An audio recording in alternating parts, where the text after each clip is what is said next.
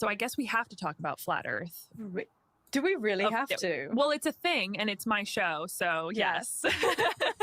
I mean, it's not like all of the space programs are fake, right? How do we know? Yeah, how do we know? I'm open to it. Me too. Is any of it real? None of it. But don't tell anyone, okay? Wait, you're not recording this, are you? Did I tell you about the Flat Earth, Sun, Moon, and Zodiac Clock app? We know. We know. Everyone knows. It's everywhere. Yeah. This is just a trick, like everything at NASA. But you know what isn't?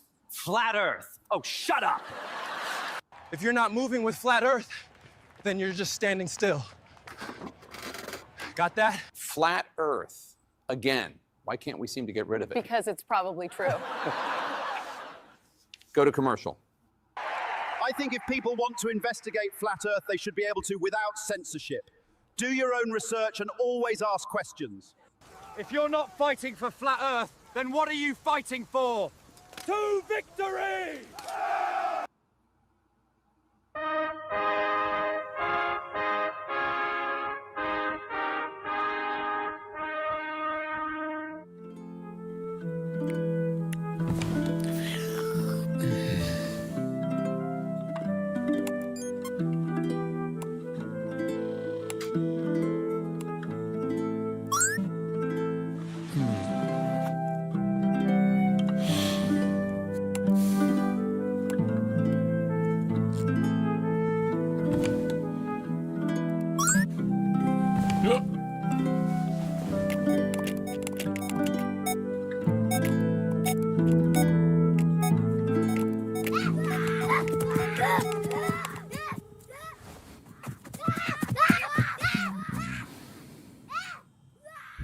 Space, the boundary of human achievement, the new frontier.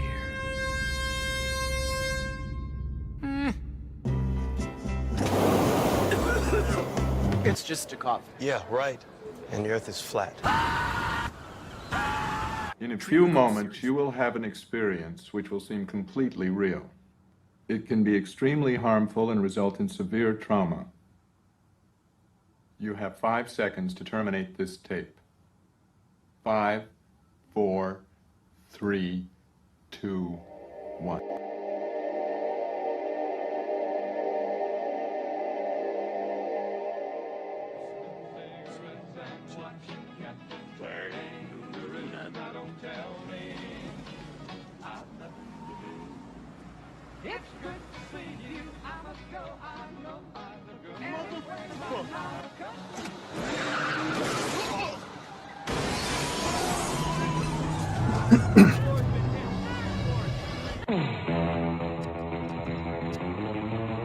Flat Earth expert Mark Sargent thinks the moon landing was a hoax.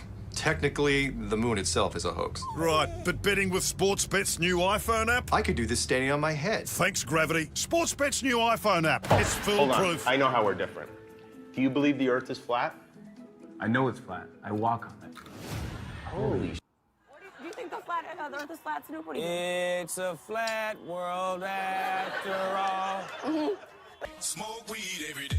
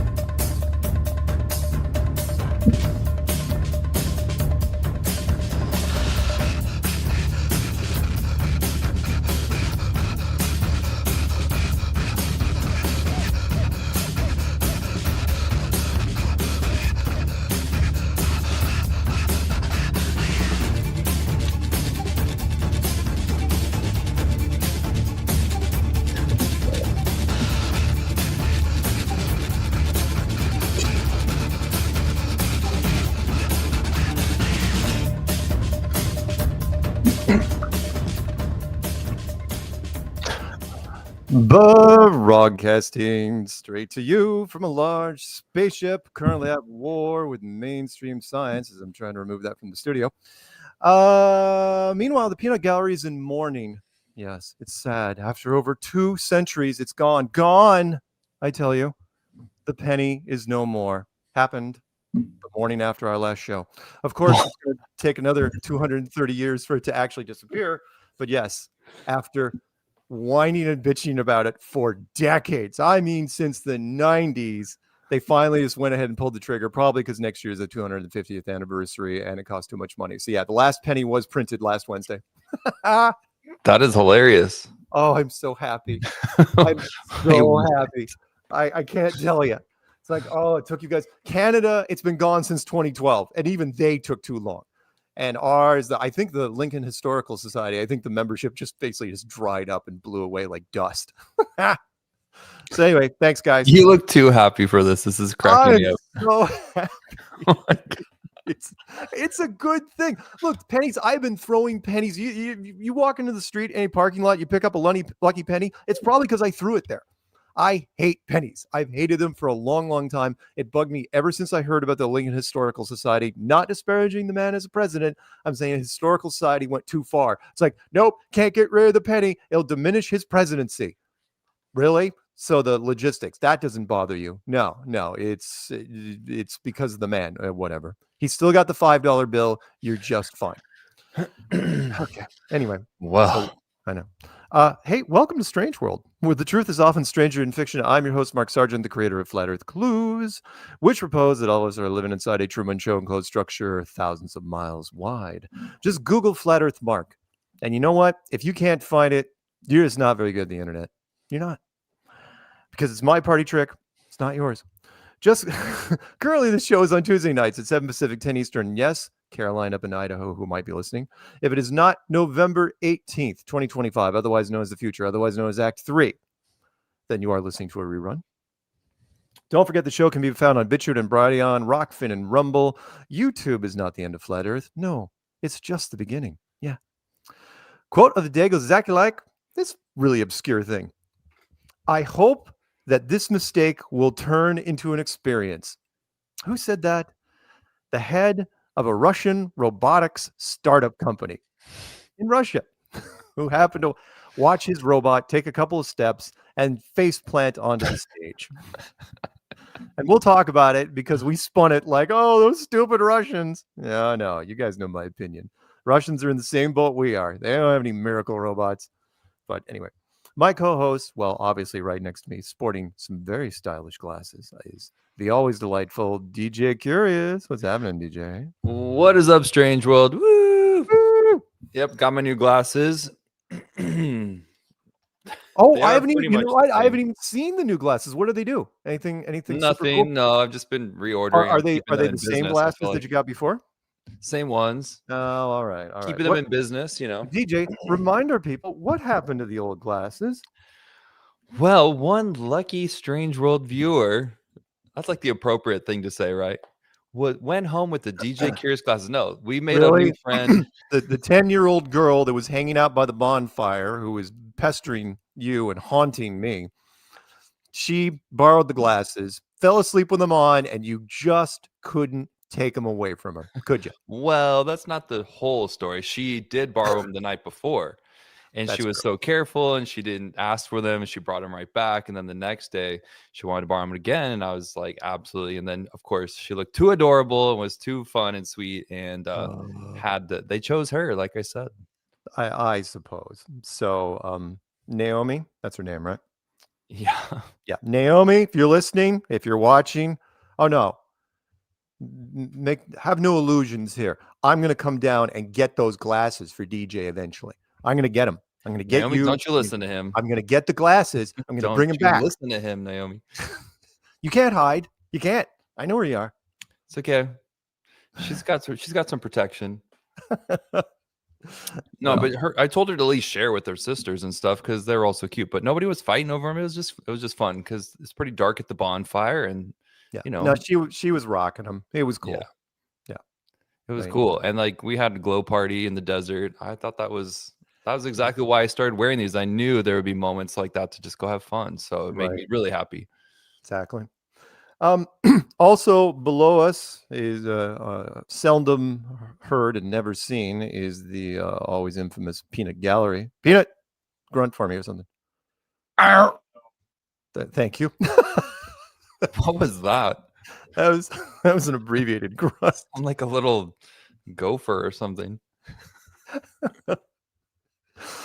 Oh God! And Peanut's going to be eventually running the control panel in a couple months, from what I understand. He is finally getting fiber. For those of you who don't know, he lives out in Tornado Alley, out in Oklahoma, and so his house is destroyed once every 4 or 5 months, and they have to rebuild it. But this time they're going to rebuild it with fiber, and so he's going to get high-speed internet for once, which is awesome.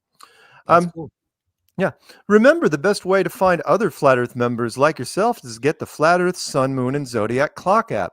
Yeah, it's cheap, it's easy, and you can use it to convert others into the great and powerful Flat Earth army, which we are a part of. And Dave Weiss, who won the Chris Pontius model last week by cheating. He crimped, seriously, he crimped the edges on the freaking raffle tickets. That's how he won. For you guys know, it's like, oh, it was destiny. I was meant to have it. No, he cheated. He still had to pay five tickets, but whatever. He outsmarted the system. Yes, he did. Oh, hey, you know what? I almost forgot. Thank God I was talking about him. I forgot to show this off last week. See what I'm wearing right here? Look at that. You're not stupid. You're not. It's stupid. Exactly. And by the way, I should say it's not stupid. You're stupid. I know that's the better version, but I know he doesn't want to piss people off. He doesn't want to get punched. But yeah, it's not stupid. You're stupid. Or just the simple version of just one line across the middle of a flat Earth model saying you're stupid. Yeah, exactly. Or globe model. This is just a normal globe model. I don't know who drew this. It's pretty. Anyway, it's fine. Anyway, flatearthdave.com. That's where you get this fun shirt. He gave it to me at the conference, but of course there was a caveat. It's like, you're gonna wear it on the show. Yes. All right, have a shirt. Yeah, sure. Okay. Remember. Let's see. Oh, so sleepy. And because it's 10 p.m. on the East Coast, it's time to say goodnight to one of our listeners. Hey. She just put on her 1975 Mush. That's an acronym, by the way. Mush pajamas. Got a cup of cocoa with exactly 6 tiny marshmallows, and we'll probably listen to the playback in the morning. Good night, Paige. Good night, Paige. And Mush is a takeoff of MASH. MASH, which was a movie with Donald Sutherland, I believe, was that like 1970, which turned into the most popular television show of all time, MASH. And I say that because you can look it up. It holds a record, which will never happen again because there's so much different media. When it finally went off the air, I believe in 1983, the series finale got, and DJ will get this, got a 70 share. 70, which meant that if you were watching television in America, there was a 70% chance you were watching it that night.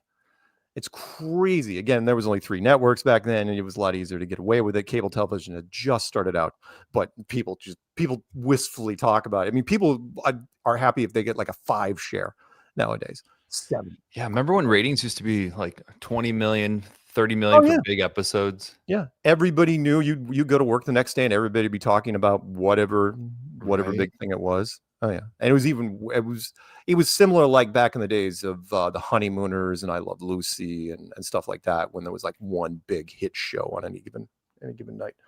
Okay, what else? Okay, we got a couple of shout outs before we even do Stephen Carpenter. Discover night vision angel watching techniques. Go to watchingangels.org, won't you? Pick up these sweet night vision. As you know, I'm into night vision. These are very, very cool. If you have a clear sky, go out and watch something that you've never seen before. Turn on night vision and think. Again, the trick is you think you're watching satellites. Keep an eye on those things for a while, and then tell me if there's still satellites. That's the fun part about it. So the way you're holding that is the reason why people hate your microphone. Why? Because you can't hear me. Looks. I know. Well, I can't. Yeah, Poor guy. One-handed, it's kind of tricky. But There we go. That's a little better. Sorry. If you're gonna model off these fabulous glasses, I need to get my pair out. They are stunning. Go watch the skies, and they were such a great fit. They come in a hard case. We get to meet the people that were doing them down at the conference, and they come with an adapter, and they can record and do all the things that my Russian night vision couldn't do. Although I gotta tell you, the Russian night visions were pretty cool, but super fragile. Like if you took the lens caps off during the day, it was over. You just blew $600. Other things that were sent to me in the mail. You'll like this, DJ. I don't even know what to call this.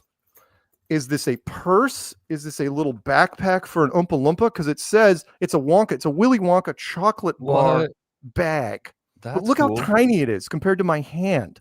This thing is it for an Oompa Loompa?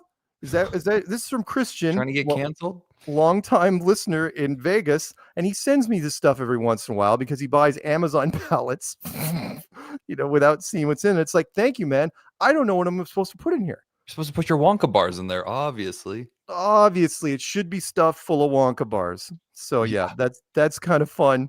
Thank you for that, Christian. That's cool. Got two things from Alaska. One was a nice card from Ronna Lee in Alaska. This card right here, and it came with a sticker, and the sticker says, let me show it off really fast, sticker, and I'll read it for you. The fact that there's a highway to hell and only a stairway to heaven says a lot about anticipated traffic numbers. Yeah, that's deep. So thank you for that, Ronna Lee. She also sent me something else, which I may end up giving to Stefan before it's over.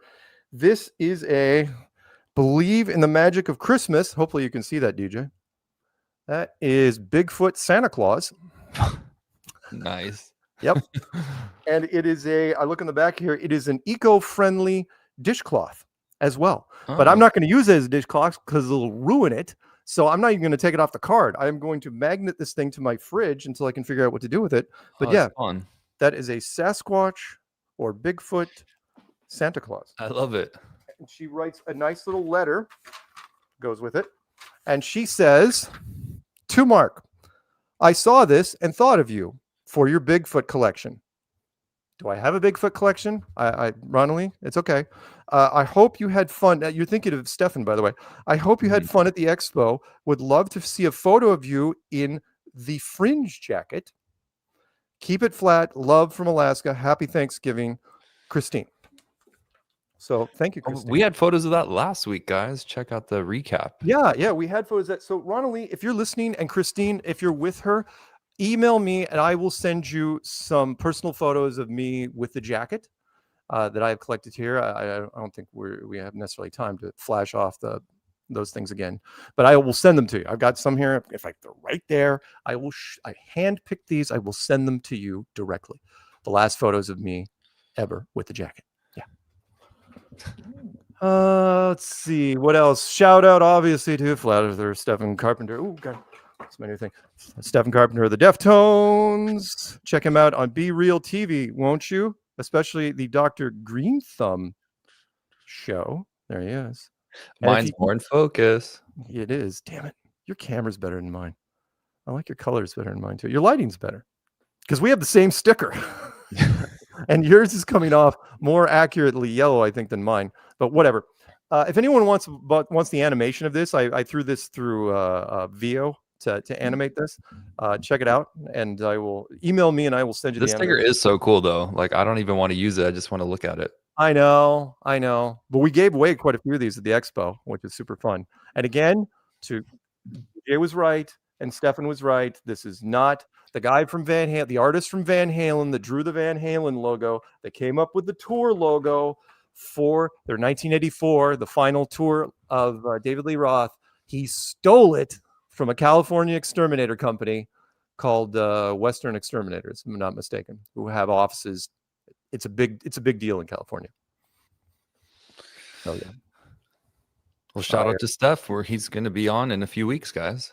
Right. He's going to be on 5. We're doing a Wild Conspiracies Roundtable with Steph Tone and possibly a few other surprise guests that we'll announce later. Nice. Let's see here. Meetups. Who's got the meetups? I do. All right. The meetups are Flat Earth is not going away. And when I do meetups, kind of wish it does because you guys keep saying meetups and you keep doing them, which is great. Although I'm not at most of them, which is not great. We need to start having them send us pictures from their meetups. Yeah, you know what? That needs to be a requirement now. Send us pictures and we will show off.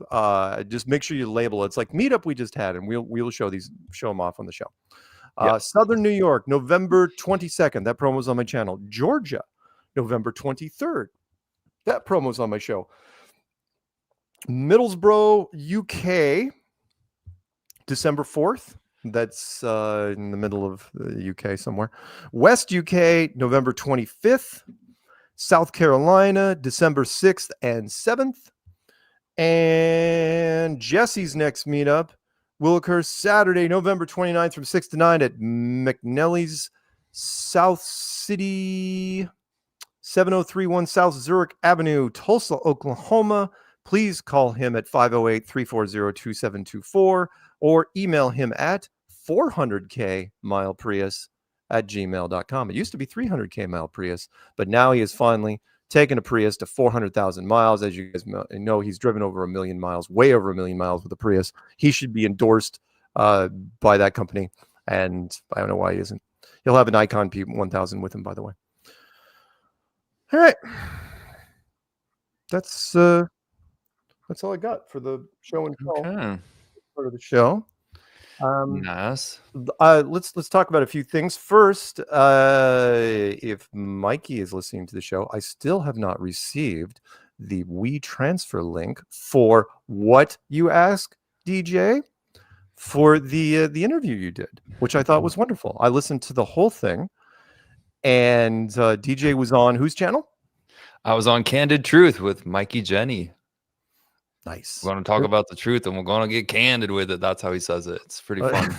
It was good. It was good. It was very insightful, heartfelt, inspiring, and again, definitely tailored for the Christian crowd. But it was good. I thought you did wonderfully on it. Thank you. Well, it was great because we have a similar mindset and viewpoint on life, and so that made it easy. And we had such a great time at the International Truth Expo, which, if you guys didn't catch last week's episode, we played a few video montages. We showed a lot of pictures, so we might be able to show some tonight in a little bit. But definitely check that episode. Last week was so fun doing the recap, but it was great because since the event was the first time and there was a lot of presenters that I really admire, and Candid Truth, they have that channel that just is diving into the symbolism in movies and music, and he does really great comparisons and thought-provoking ideas. And actually, we are going to have him and Aubrey next week as our Strange World interview of the month. So looking forward to that. But yeah, thanks for watching it, and it was great for me to share a little bit more of my personal side and my journey and how I even got to this point, talking to you and Strange World. I think when I get it, I'm going to retitle it a little bit because I know your name wasn't in the title when he did it. I'm thinking of titling it, get to know DJ a little more, something along the lines of,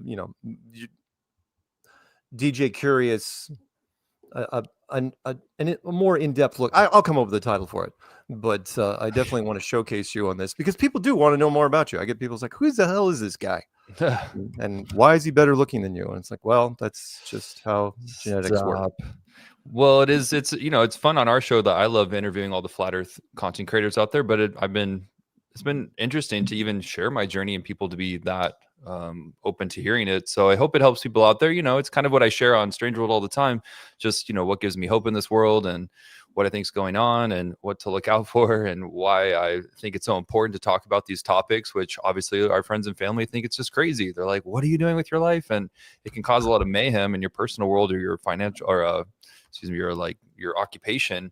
But it's still more important to me than to risk it all than to worry about those kinds of downsides when people need to hear about these things. It's crazy. Like we're saying space isn't real. We're saying the earth isn't spinning. We're saying that it sees too far. We're saying there could be more land. We're saying someone made this place and there's answers here or there. And, it's freaking wild. So, yeah, it was great. And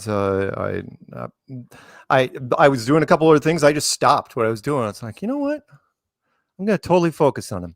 because even though, again, we spent 4 magical nights in a hotel room together in Arizona, I'm still learning more about you every time you do one of these things. So I hope you do more. I really do. Well, hey, happy to do more. And it was great just to be on their channel. It was kind of like an honor because I really do admire their work. And so, yeah, if you guys check it out, let me know what you think. And maybe one day we'll play some clips from it. I can kind of figure it out. But thank you for watching. I will not be happy until I see you across from a couch with Kim. I will not be happy until that happens. Kim, want to talk about the flat Earth, Kim? Hey, that could actually happen. Who knows? I'm not being delusional. No. Look, after the Lady Gaga thing, it's like, no, you could absolutely pull this off. You've got one of those charm, manifest destiny things behind you. So I'm rooting for you. I really am. I just want to see her, like, if the whole family just like actually giving me the attention to talk about flat Earth. That would be in and of itself just wild. I don't need it to be happy, but it is kind of funny. Because who knows where this is going. She said, if you guys missed it, she was like, yeah, the moon landings were fake. She's like, just go check out TikTok. She had all the talking points about Buzz Aldrin, and she knew just little details that flat earthers know about, like the footprint on the boots didn't match what's in the museum, which was the pictures from the moon landing. And she's like, why is the flag waving? And you know, even Buzz Aldrin said we didn't go. So it just is funny that either she's being fed the information, fine, whatever, or she really did stumble upon this and she's like, this is blowing her mind. So either way, say what you want about mainstream people. I know our community, you know, they look down, but if they say the words, it counts. You know, when rapper B.O.B., when Kyrie Irving, when Neil Tyson, doesn't matter who, on what side of the aisle they say it on. If Kim Kardashian decides she's going to mention flat Earth sometime soon, oh yeah, it'll be a banner day, red letter day. I may stop what I'm doing and just do a live stream right then and there. Hey, by the way, I want to show off the thumbnail that DJ came up with. I thought this was kind of fun. The television things, which we animated just this morning, which was kind of neat. I did not tell them, by the way, to kind of sway as it moved closer. I love this one, actually. Yeah. This is the brainwashing. Yeah. It needs that song, we don't need no education. Really? The Wall by Pink Floyd? Really? Yeah. That was like that music video kind of reminds me of that. Yeah, Peanut, that was number 1 in well, the chat could tell me. Peanut, what year was that number 1? The Wall. It was a great song when that came out. I mean, they played that thing constantly. It was awesome. It was What's the next? We don't need no thought control. Yeah, I think that's what was in my head. No dark sarcasm in the classroom. Teacher, please leave those kids alone. So on and so on. Yeah, great song. That was on MTV all the time as a kid. I had no idea that was Pink Floyd till right now. Really? Till right now? No. Oh No. yeah. It's funny because the Dark Side of the Moon, which was on the one of the top selling albums for forever, right? Because of the drug culture. When The Wall came out, people treated like, you know, there was a whole new group of people getting into Floyd. It's like, oh, who are these guys? Like, dude, they have been around for a while. Well, of course, I grew up hearing about Pink Floyd, and I'm sure I know a few songs but I'm fully admitting that I need to go back and do my homework on that band because we grew up with it, but it was a little bit right before my time. It was more like mom and dad were kind of into that. And so anyway, but the 80s and the 90s and those music videos, this is what it's kind of reminding me of. Yeah. The brainwashing. The Wall came out, in 1979. That was a great year. Absolutely an awesome year. And fun times. What's the conspiracy with the Dark Side of the Moon and the Wizard of Oz? Do you know about that one? Oh no, there's no conspiracy. It is one of those, if you believe in how things there's a synchronicity to it. And again, the chat room will have to help me, or Peanut will have to help me. So what you do is you drop the needle at the beginning of Dark Side of the Moon at a certain point early in the Wizard of Oz, and then you take a bunch of drugs and you just watch the movie. You turn the sound way down on the movie and you crank up the Floyd, and you will go completely existential with it. You'll be like, and you'll see the synchronicity. It's like, oh wow, man, it's like they knew, but the movie was made in 1939, man. And in fact, Peanut, help me out here. When was Dark Side of the Moon made? Line that up. Anyway, it was made much later. So it's part of the conspiracy is like they knew. It's like, no, I don't think they knew. Or maybe they did. Who knows? Huh. We'll never know. But that'd be a good time. I don't know what kind of drugs you need to do. Maybe just smoke a joint, but you don't have to yeah, I think it's pretty open. It's well, you take your pick, whatever it is. But that was the thing for kids. years. I'm not endorsing smoking. You please ask. Your I parents, heard smoke I heard responsibly. that rumor since I was in like junior high. The high school kids would be like, "Oh yeah, man," because again, they had the vinyl record and they had Wizard of Oz on VHS, and yeah, it was a thing, man. Actually, that's one of this is probably too much information, but sometimes it's fun to put on a nature channel or a nature show and then have music playing rather than whatever they've produced it with and just zone out. I don't know. It's kind of it's like a free vacation. Well, for me, I'm easy. If I'm gonna do a zoning out thing, it will be Bob Ross. That's my my God, what? Really? That's amazing. Oh, yeah. You're hilarious. Oh no, Bob Ross. Bob Ross. Bob Ross was my first ASMR thing where once he got in a groove, I was in a trance just watching him because he was so, I mean, the calmness and just the smoothness of what he's doing. No. Again, he's ripping off these paintings, just firing them off. And I always thought after a while, because I heard that Fred Rogers was the same way in real life, Mr. Rogers. And I always joke, it's like if Fred Rogers and Bob Ross actually got together in the same studio, it's like sat down at chairs, I think the universe would just implode. Okay, I used to like Mr. Rogers, which even my mom made fun of me for because she'd be like, "Why do you like this?" And I'm like, "I don't know." I was, as a little kid. But Bob Ross, I couldn't get past the hair. How did you even watch that? Really? His hair, really, is the hair? The hair was what was throwing the you? hair instantly. The hair and the God. outfits. I was like, nope, can't even look at that. No, he was in tune. He was in tune with the painting, man. I mean, did you ever see things like he would bring on little forest animals and have them next to him in the I know show? people love it and it's so cute, adorable, whatever. But I couldn't. Maybe the I'd like happy it now. little Now trees, and maybe this tree has a friend, and seriously, he was into it. I'm like, him. I mean, I went to this serene state. It's like, yeah, that tree does have a friend. Wait, can we pull up a quick just image of this? What, Bob Ross? Yeah, can you type in something? Oh, for the love of God. Hang on 1 second. Bob Ross. For those of you who don't know who Bob Ross is, images. Okay. Yeah. Let's take a couple shots. Okay, hang on 1 second. Let me share screen. Peanut's gonna 1973, thank you, was Dark Side of the Moon, by the way, which again was early, and look up, that thing still sets records for the amount of times it was on. All right, share screen, Bob Ross, images. Okay, can you see that? Nope. Oh yeah, now we can. See, look at that hair. Oh my God, come on. There you go, Bob Ross. Here, let me see if I can zoom in on one of these things. Do we have a video of him painting and talking? I need to hear his voice. I'll play it for you later. But I don't want to get copyrighted anyway. Oh, okay. But yeah, Bob Ross. Yeah, he. Why? Yeah, he had that white fro. Absolutely. Yeah. Unbelievable. Joy of Painting with Bob Ross. Seriously, go on eBay, look up Bob Ross originals.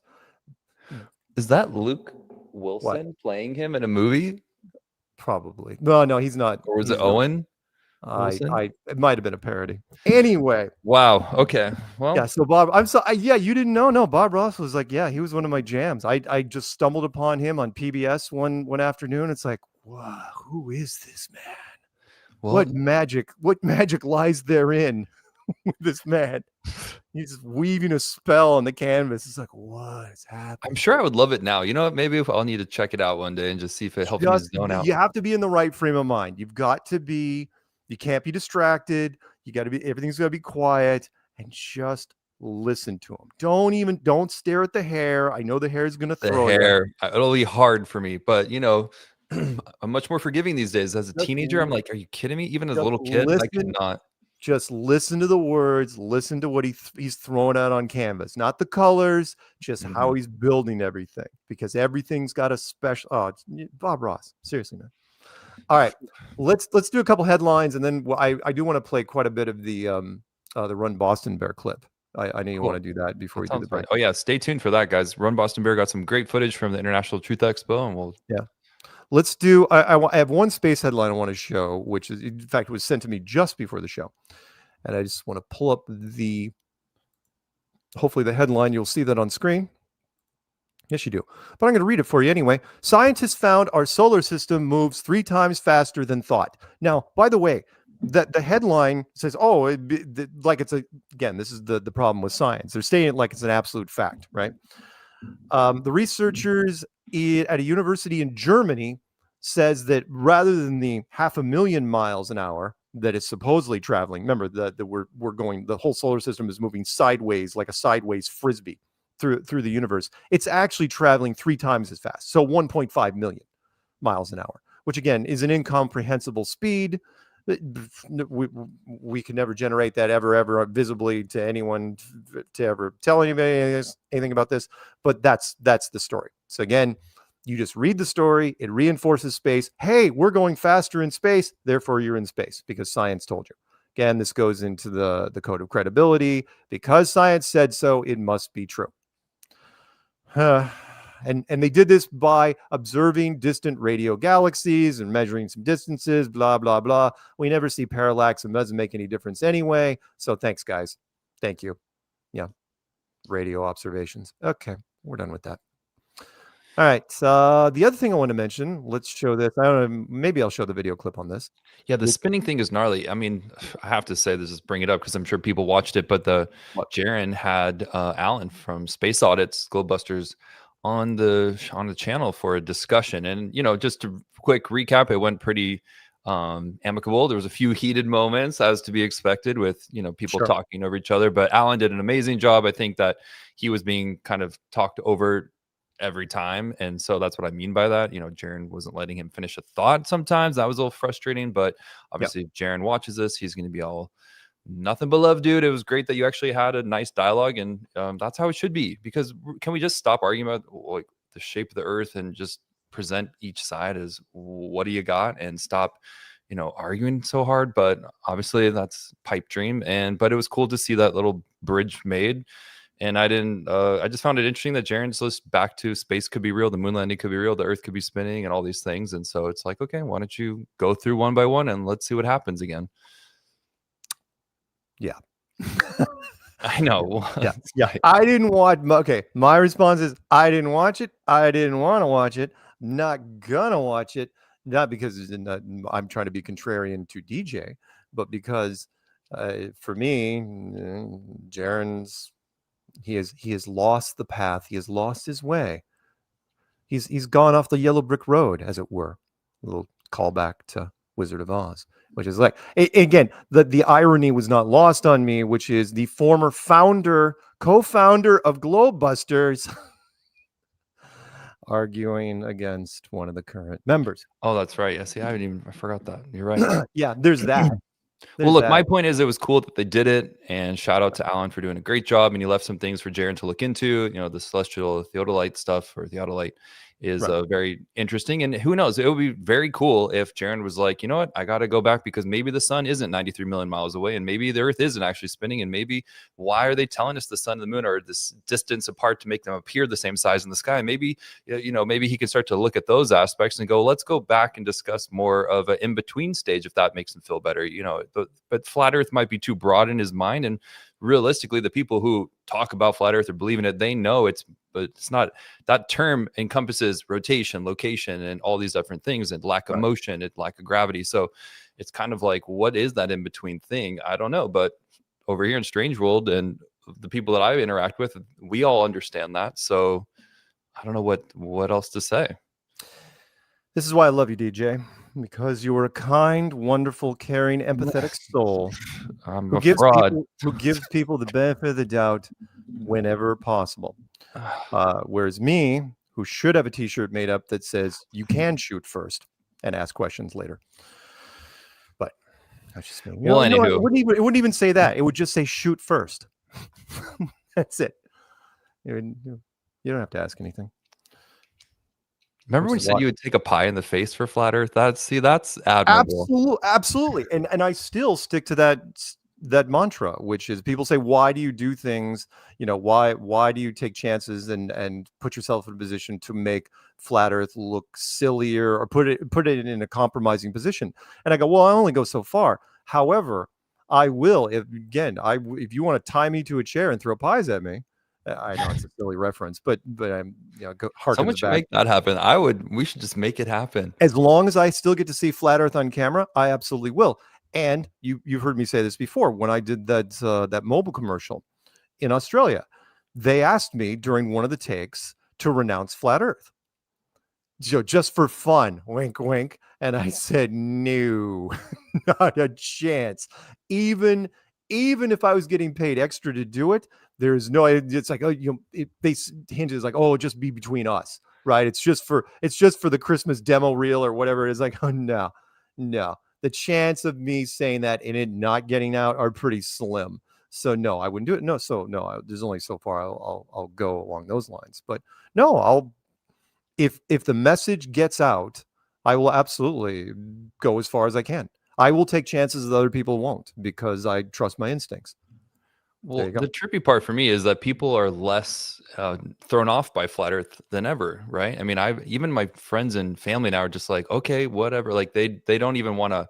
They're not even upset about it anymore. We've come so far, so it's kind of cool in that regard because I'm like, yeah, if you're paying any attention to the regular news in the world, you hear all sorts of crazy stuff anyway. Like it's becoming nothing shocking is how my Globe friends are kind of reacting, which is, I think, the point. I don't know what's happening, but it's an interesting time with all of it. Right. And if by the way, if a giant spaceship named 3 Atlas or 3i decided it wanted to park itself somewhere above us, people would forget about Flat Earth for a while. I know that. But Flat Earth kind of blends in. You're right. It's not shocking anymore. It was shocking 10 years ago. It was shocking. It's like, what? People are talking. That's outrageous. But now I do not see it on people's faces. People they nod. It's like, oh, right. You guys. we're a thing. I mean, look, I was watching some footage where they're trying to say they can take closer pictures of the 3i Atlas spaceship and it kind of has flashing lights and it looks like an amoeba. I don't know. Come on. We, as on the flat side, we want the aliens storyline to play out because we're like, finally, something we can have some popcorn to that we will enjoy, Yeah. But yeah. Again, the Globe side, I think even there's so many. If you go and check Galaxy of Instagrams or just normal space Instagrams, there's always people in the comments being like, fake, not real. You guys are the Earth is not spinning or whatever. It's even if the people that run those accounts can see hundreds of flat earthers or people who just don't buy into the NASA fakery anymore. It's it's hilarious, really. Yeah. Again, for those of you who don't believe, go into the comments section and look at all the people that do. Yeah, you'll get some trolls in there, to be sure. Again, we all started out as trolls. I trolled Flat Earth for a hot second back 10 years ago. Did you? No, not in the comment sections. Not so much, but I did laugh. What was your dig? Well, my dig was again, it was straight. Well, the first response is always denial. It's like, there's no way. Kind of like Joe Rogan. There's no way we went to the moon. No way. There is no way the Earth is flat. Cannot be. And which is why, but then I immediately pulled myself back. It's like, well, I'm pretty clever. I can knock this thing out. I should be able to figure out, the little minutia of it. And that was the greatest and worst mistake of my life. Yeah, it was. But no, it was just straight up denial. I wasn't picking on people because back then I couldn't make fun of Matt Boylan because he was doing stand-up comedy. He was you were just going stupid flatheads. Is this cracking me up? There you go. Well, there was no the terms flattards and flurfs and flatheads and whatever else they use. Those didn't even exist. Hell, the troll channels didn't exist. That was a great time. Before the troll channels knew they could make money off of just pointing their finger and laughing at us. And they're still out there to this day. Been running for years. I don't know. Just if you're on the Globe side, you're kind of already dealing with, the NASA stuff is disappointing. And, they're praying for aliens to show up, whether real or not. They just need something. They need that adrenaline rush because NASA has been leaving them dry for a long time, in my opinion. Oh, Artemis is going away, by the way. If you haven't heard, the now they're talking. It's like, oh, we're going to do an unmanned thing. The astronauts are quietly being shelved for the Artemis moon mission next year. It's never happened. Never going to happen. They're not going. The Chinese are not They just going. had that briefing where the guy is so excited. He's like, "We're going to Mars, you guys. We're going to Mars." God. And they're just like, did they not tell him yet? Like, what the heck? Yeah.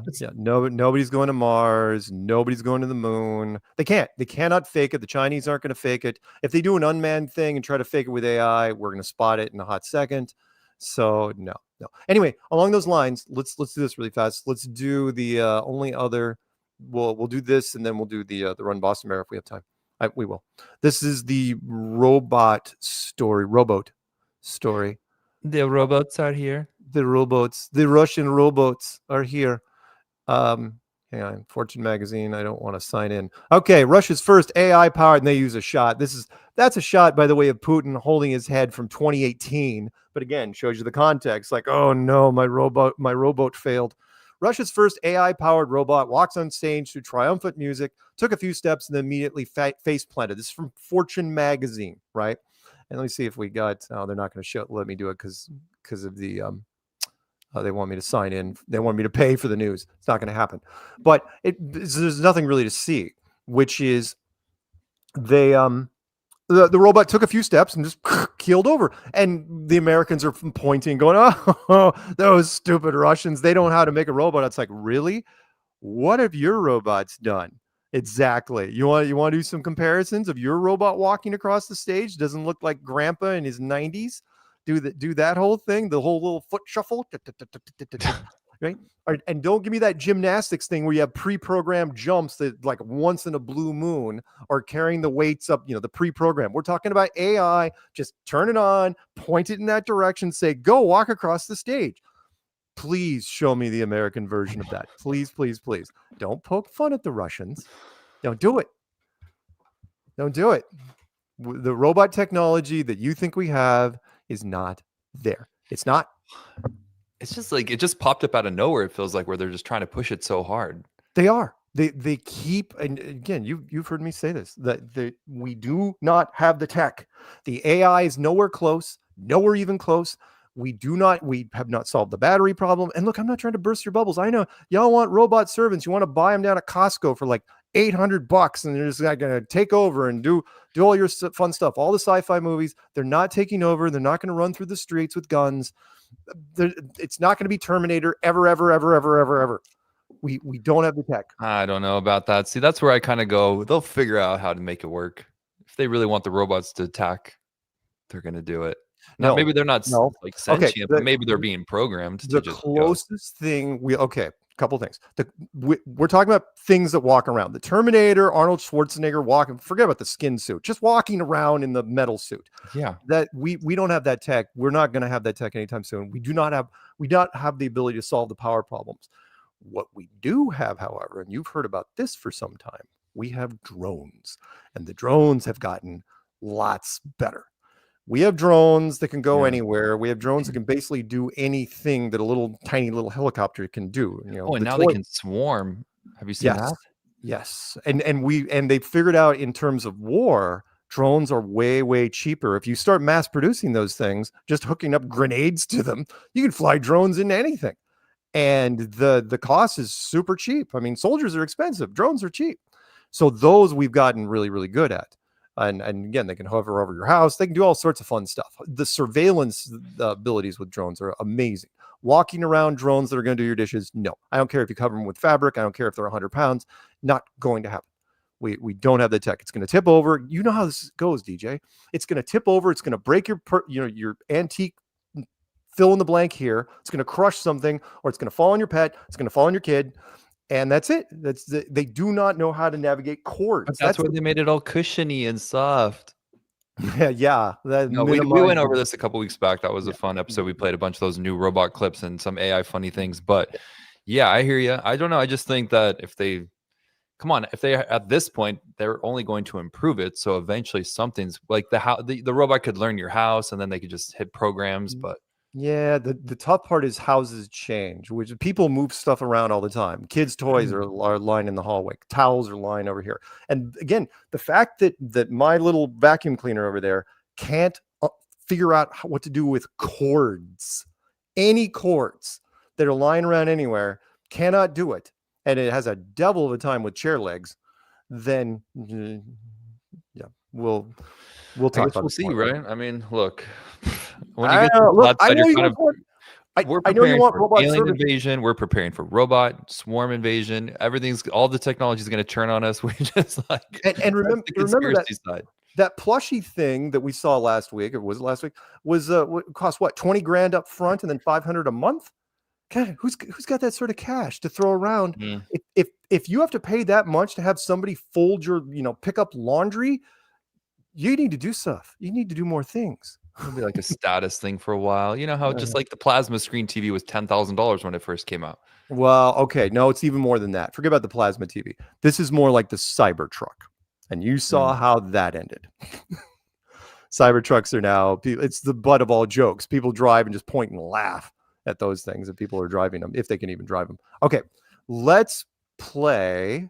Do you want? Have you watched this whole thing, by the way, the Run Boston Bear thing? No, actually, I haven't seen the whole thing. Okay. You'll tell me what parts to skip, and we'll go all the way to the break. Maybe. Feel free to comment and just say stop when if there's something on there, and I'll kick in the sound. Ready? We're live. Let's do it. Hey, Tim. 2025 Can International you expand Food it? Expo. Drove a couple days to get here. I'm going to be setting up a camera to record Joe Hanvey here in a minute. Definitely brought my swag in case it gets chilly. But yeah, let me set up my camera because I'm running out of time. I got my P1000. Supposedly, if you can let me know in the chat, this is supposed to be recording me now. And then I'm going to mic Joe up on stage when he does his presentation and record with my P1000 with the audio coming from him. I'm going to skip mic. That should be pretty good. I'm to. just getting used to this setup. Okay. I should be holding up this. Oh, that's a live. How we doing, family? Yeah. My name's Nathan Thompson. I've tested the Earth for 10 years. I've used infrared, telescopes, high-power zoom cameras, land surveying equipment. I've done mirror reflection tests with the sun, used lasers, and test all things and hold fast to that which is true. That's what the Bible says. I don't want the Earth to be flat. I don't really have a dog in the fight. But once I learned the truth, I told my friends and family. They all looked at me like I was crazy, and I said, if they're not going to get it, I'll go tell a bunch of strangers. And so I started doing flat Earth meetups 10 years ago. I've hosted probably close to 300 flat Earth meetups. I know about 5,000 flat Earthers. Any city I roll into in the United States, someone's like, Nathan, come over. You could stay here. You could shower. You use my car to go to Chipotle. They are the nicest, most generous, humble people. Because if you're willing to accept the fact you've been lied to about the sun, moon, sky, and earth, well, you're going to be pretty open-minded to all the other deceptions. That's why, like, flat Earth is the granddaddy of all deceptions, because once you open your eyes to that, you're not going to be fooled about the food that they want to feed you. You're not going to be fooled about the medicine that they want to give you. Yeah, you're good. Keep going. And, yeah, so I've been on National Geographic, Netflix, MSN, Google News, Daily Mail, New York Post. If you believe them to feed you the truth about the Earth, let me tell you, I was there when we tested it, and they're lying to you. They have to manipulate water vapor off the surface of the water on a really hot day and say, look, that optical effect is curvature. No, it's not, because in the early morning when there was no water vapor or evaporation taking place, you could see clear across the lake. So I highly recommend you guys got to get out there, test it yourself. 12 states, Lake Pontchartrain, the Salton Sea, Pacific Ocean, the Atlantic Ocean.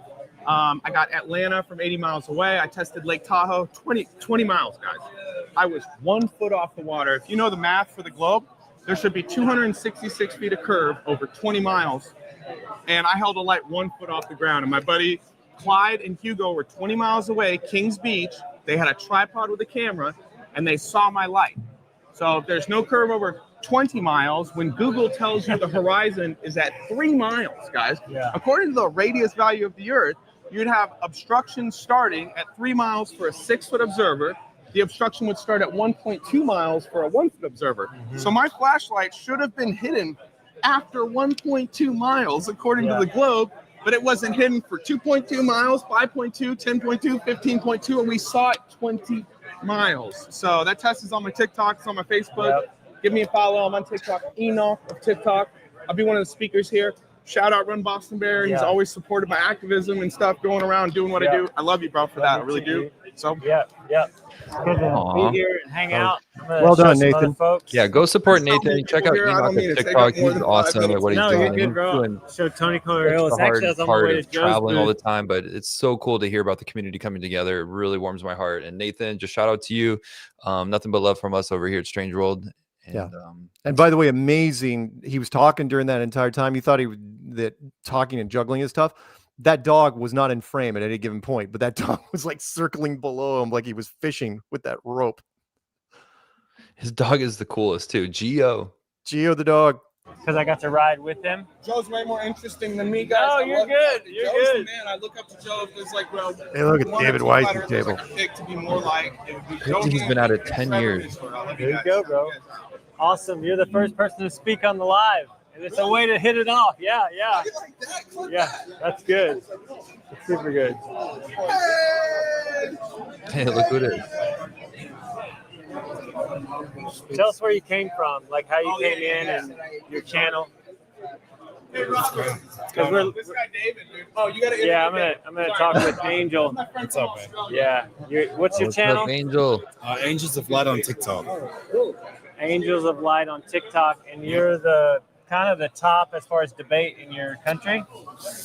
Yeah, look, I don't want to brag, but I think I haven't really seen anyone else that's debating for flat Earth that's Australian, so I'd say yes. Yeah. That's awesome. Are you having fun with it? I mean, I guess I didn't talk to you about it yesterday. What even got your mind turning to us not being like the heliocentric model, the spinning ball? So basically, my friend Paul got me into the Bible.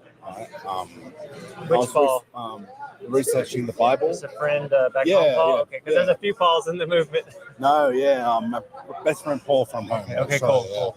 And then eventually he told me that, the Bible is a geocentric flat Earth book. And I'm like, no, I didn't know that, but okay. And then basically I looked into it and I was like, oh shit, this is sort of making sense. Yeah. And then I saw a debate. It was a 3v3 debate. It was Caleb, Whitsitt,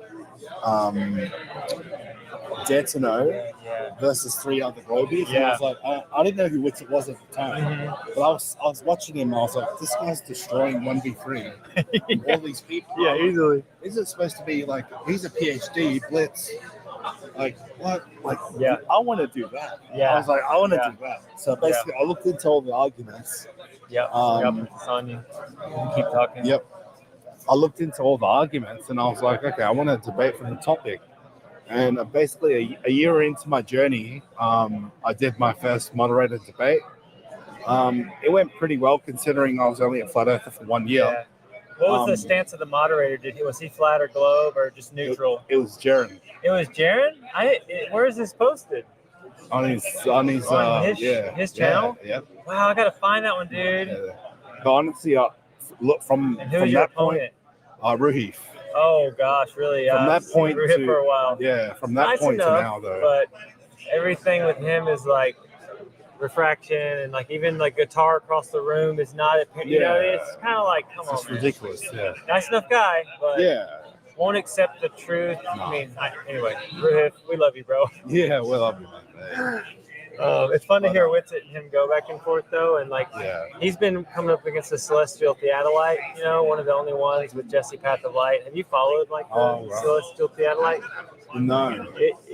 So the channel like Alan and Space Audits and actually Ether Cosmology, they did weeks and weeks and weeks of the observation.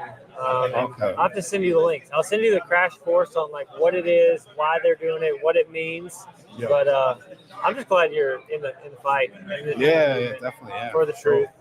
And wake people up. And it honestly does feel like a fight to me. And I think that's why part of the reason I'm so passionate is because like sometimes it's like I'm literally defending the creator at times. You want to hear what got my wife even okay with me looking? So I said, babe, because she was like, why are you being so countercultural? Like, why are you going against the grain with this stuff? I said, that's not really what I'm trying to do. I just want to know what's true or what's real. And so I said to her, if the Creator in his infinite wisdom and power created a place for us to live, a realm or a place, artistically speaking, that wasn't a spinning ball going around the sun. I want to know. I want to see if we can find it out. And I said, look at the Bible. We re-looked at Genesis, and we looked at the different accounts of stationary or fixed and shall not be moved. And, you know, when Yeshua returns or Jesus returns, all will see him, and the sky will roll back like a scroll. There's just multiple points where you go, It will take shape like Clan or Seal. Let me scratch my head on this one. And then especially the ancients and what they thought. They all had the same belief. You shouldn't throw that away. I guess the fallacy is they say, oh, well, they weren't educated or they didn't know. No, they knew. They knew. Way more than probably we did. When people would make that argument, I'm like, so you telling me people that were dumb made the pyramids and aligned them to stars when we can't do that today, but they're dumb, right? That doesn't make sense. And they were flat earth geocentrists. So, no, they're not dumb. Yeah. If anything, they were more advanced back then. So, they've dumbed us down. Tell folks where they can find you for your content. So just Angels of Light on TikTok. You'll find me on there. You want to say hi real quick? Go follow Angels of Light on You got a TikTok. couple seconds? Doing great work. We A lot of let observational Mark say hi stuff. real quick. And definitely we'll have them on Strange World in the near future, making the schedule for 2026 soon. And shout out to Run Boston Bear for getting all this cool footage. It's really inspiring and just feels like we're right back there. So this is cool. I know, right?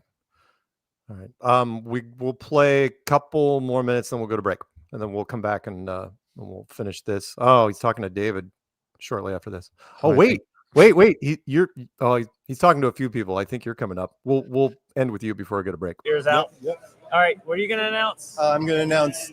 Hello. My name's Mark Sargent, and I'm going to be announcing the first presenter at Friday, which is just always a jumbled Corey Kell.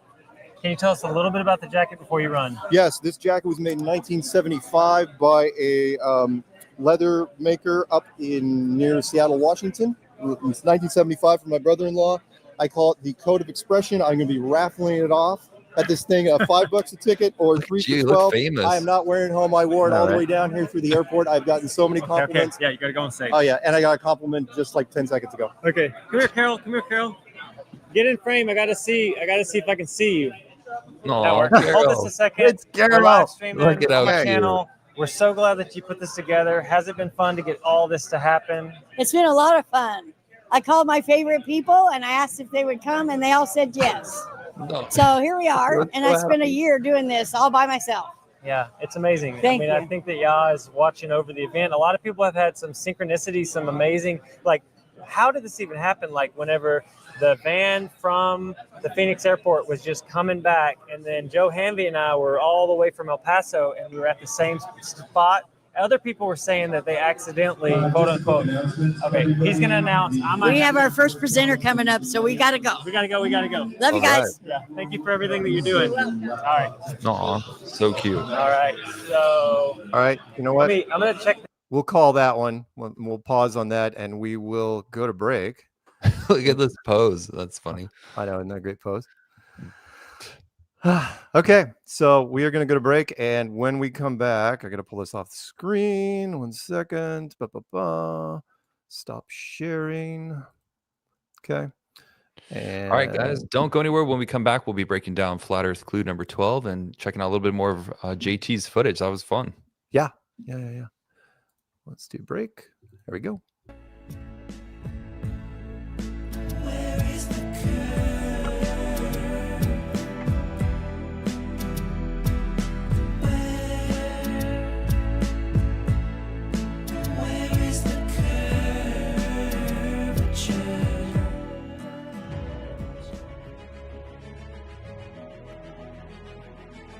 The Flat Earth Clock app has a new feature that will be a game changer.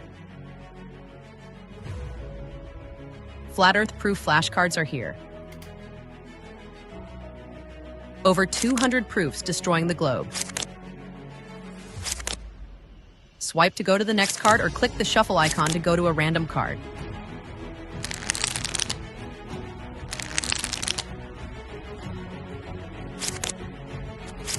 If you see an info icon on the top, click it to get more information on that specific flat Earth proof.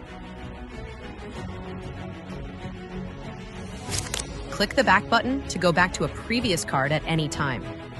The More Info icon could be a website, a playlist, a book, or a video. Use the Share icon to share cards with others via text, email, airdrop, or any other sharing modality.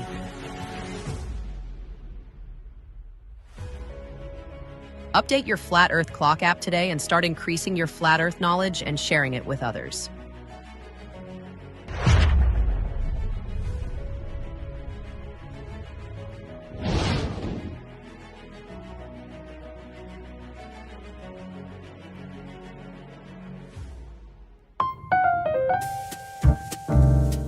Join me, Karen B, for Coffee Talk every Moon Day at 9:30 a.m. on YouTube, Rumble, Rockfin, Odyssey, and X, where we discuss everything under the sun. Sometimes we do live research, and I open the phones. It's a great way to start the week. Shout out to Mark Sargent, Steph Tone, and all the real ones out there. And now, enjoy the rest of Strange World with the legendary Mark Sargent and DJ Curious. Stay flat, y'all. Woo. Thanks, Karen.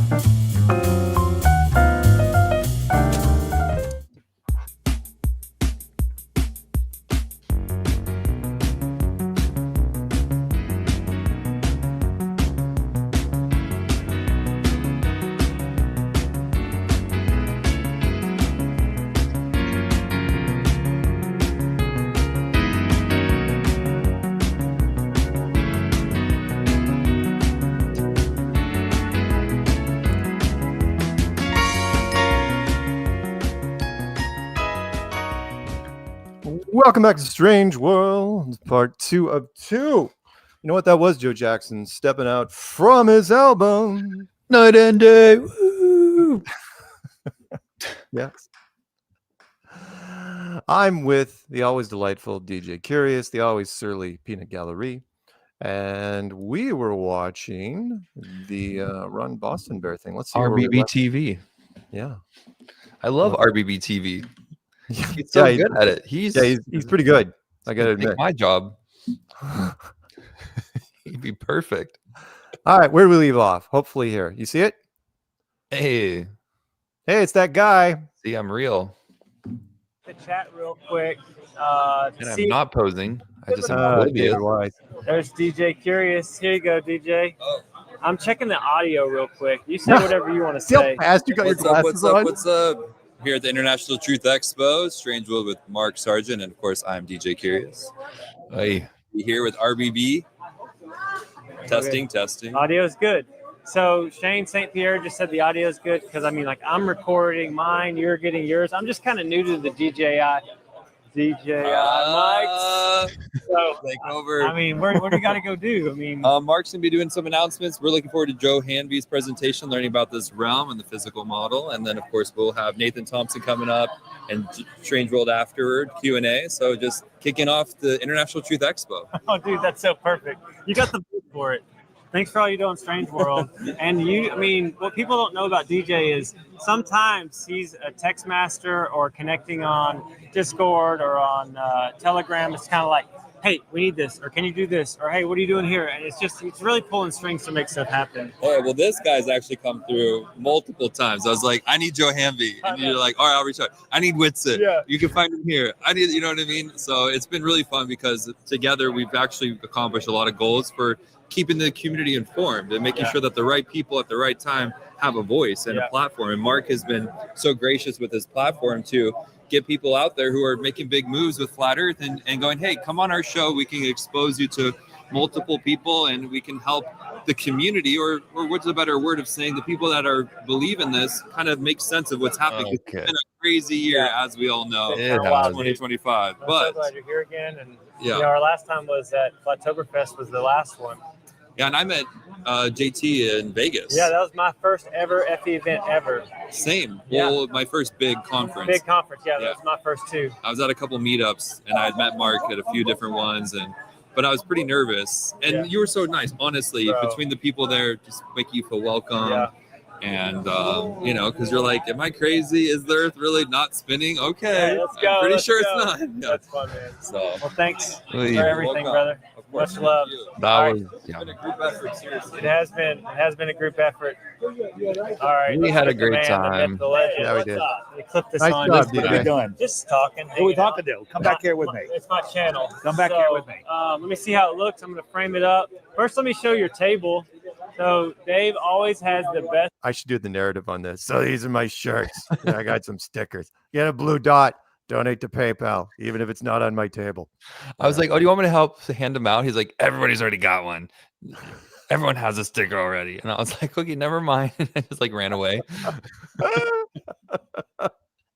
Okay, back to Dave Weiss. Spread the best stuff. And Can I show you something funny? If, Hey, it's that if shirt you I'm get wearing. the FB Clock app and use promo code RUN. But, Yes, run. You started your journey was at like 3 a.m. yesterday. What did I start? Your journey here was 3 a.m. 3 yesterday. a.m. yesterday, and I woke up at 3 a.m. today. I got like 3 hours sleep. Why'd you get up so early? I just woke up, man. It was like 5 a.m. It's like that's the time I get up. Yeah, we woke up probably 5:30, something like that. That's all right. Eggs. I feel good. Joe, I gotta brag on Joe. Joe has you need to talk with him about his supplements and like the regime, like what he puts in his body. He has all the best stuff. Oh, really? Like the soaps, tallow, tallow. I got the stuff, tallow. That's the what I use salts. every day. He made me this energy drink this morning, which has got me all wilding out. It was mostly water, but then some lemon juice. That's like the best lemon juice you could ever get. The salt, the best you could ever get. I think that was it. You shake it up. It's pretty good. I'm actually chewing neurogum. I like that. I have some. It's good stuff. Yeah. Like, wow. I have it. So you got your table. You're going to present tomorrow. Tomorrow at like 11:30, I You think. told me you added more slides from TwitterCon. I tried to narrow it down, but I added like 15 more slides. How many total? 146, but inside that 146, some of them have multiple slides. Yeah. So I have to go fast. Yeah, it's a good screen though, and at TrutherCon, they've had full color, full crop to perfection, boom, boom, boom, talking points. None of it seemed rushed. It all was easily digestible, and so I love Dave's work. It's good. Yep. You want to see something funny? Yeah. So let me grab my camera. See, the whole time he's just plotting how to prank us. Oh. I know. He's listening, but David is always, he's always. Look at that grin. He's got a shit-eating grin. If I Yeah, ever I was saw like, him. oh, what do I get to do? Who do I get to mess with now? And since our table was right next to him, we were the butt of the jokes most of the time. What's funny?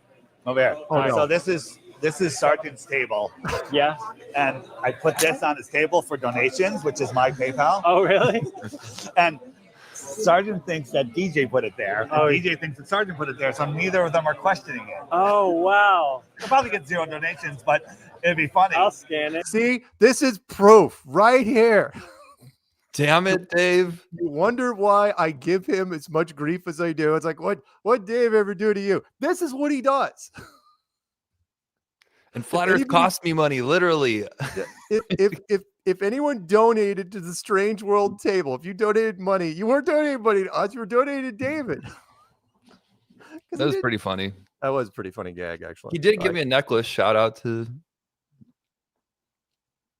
It would be Just fun. to see what it is. No, it's gonna send money right to me. I know. So call me whatever you want. I hate you. I'm a comedian. That's what I am. I need new friends. Hilarious, Isn't that man. hysterical? That's so funny. All right, see ya. You're hilarious. Much love. We're live or we're Yeah, we're live on my channel. He was so proud of that. All right. Yep. Yep. Joe. Hey. Yeah, I'm gonna get a water. Let me come over there. Here. Shout out to Joe and Jean. This Flip is that, cool. Joe flip that Hanby. to your lanyard. Thank you, brother. Joe Hanby in the flesh. Yeah. I'm gonna come over here. What a crazy Yeah, year dude, he's I know had. they're This about is, to like start. so cool. And by the way, those aren't Chris Pontius models. Those are Joe Hanby models. Yeah, There they're is- massive. Yeah, they're big. There's a lot of domage happening there. A lot of optics. Good to see you, buds. I guess we're framed up. We're framed up pretty good. Shane St. Pierre just said, "What up, Joe?" And By the way, that old Western motif mural in the back, that is not Joe Hanby's. That came with the venue. Just to let you know. And we've got 16 watching, which is cool. Yes, Shane, Joe is presenting today. I'm going to record it with my P1000, and he's going to be mic'd up with like the DJI. So I'll get it. Audio's great. Love it. Thank you for that. Gotta BXRP. I was hoping the audio was good with all the background noise. Shane says, laugh out loud, look at JT wrangling all the truthers with his mic lasso. Yeah, I love it. All right. Is that good? Yeah, you're good. I mean, you can stay seated if you want. I'm good. I got you framed up. I'm about to go out here and grab my my energy drink. Oh, yeah. Will it lose connection if I go out there? No, you can go out there. You can talk while you go.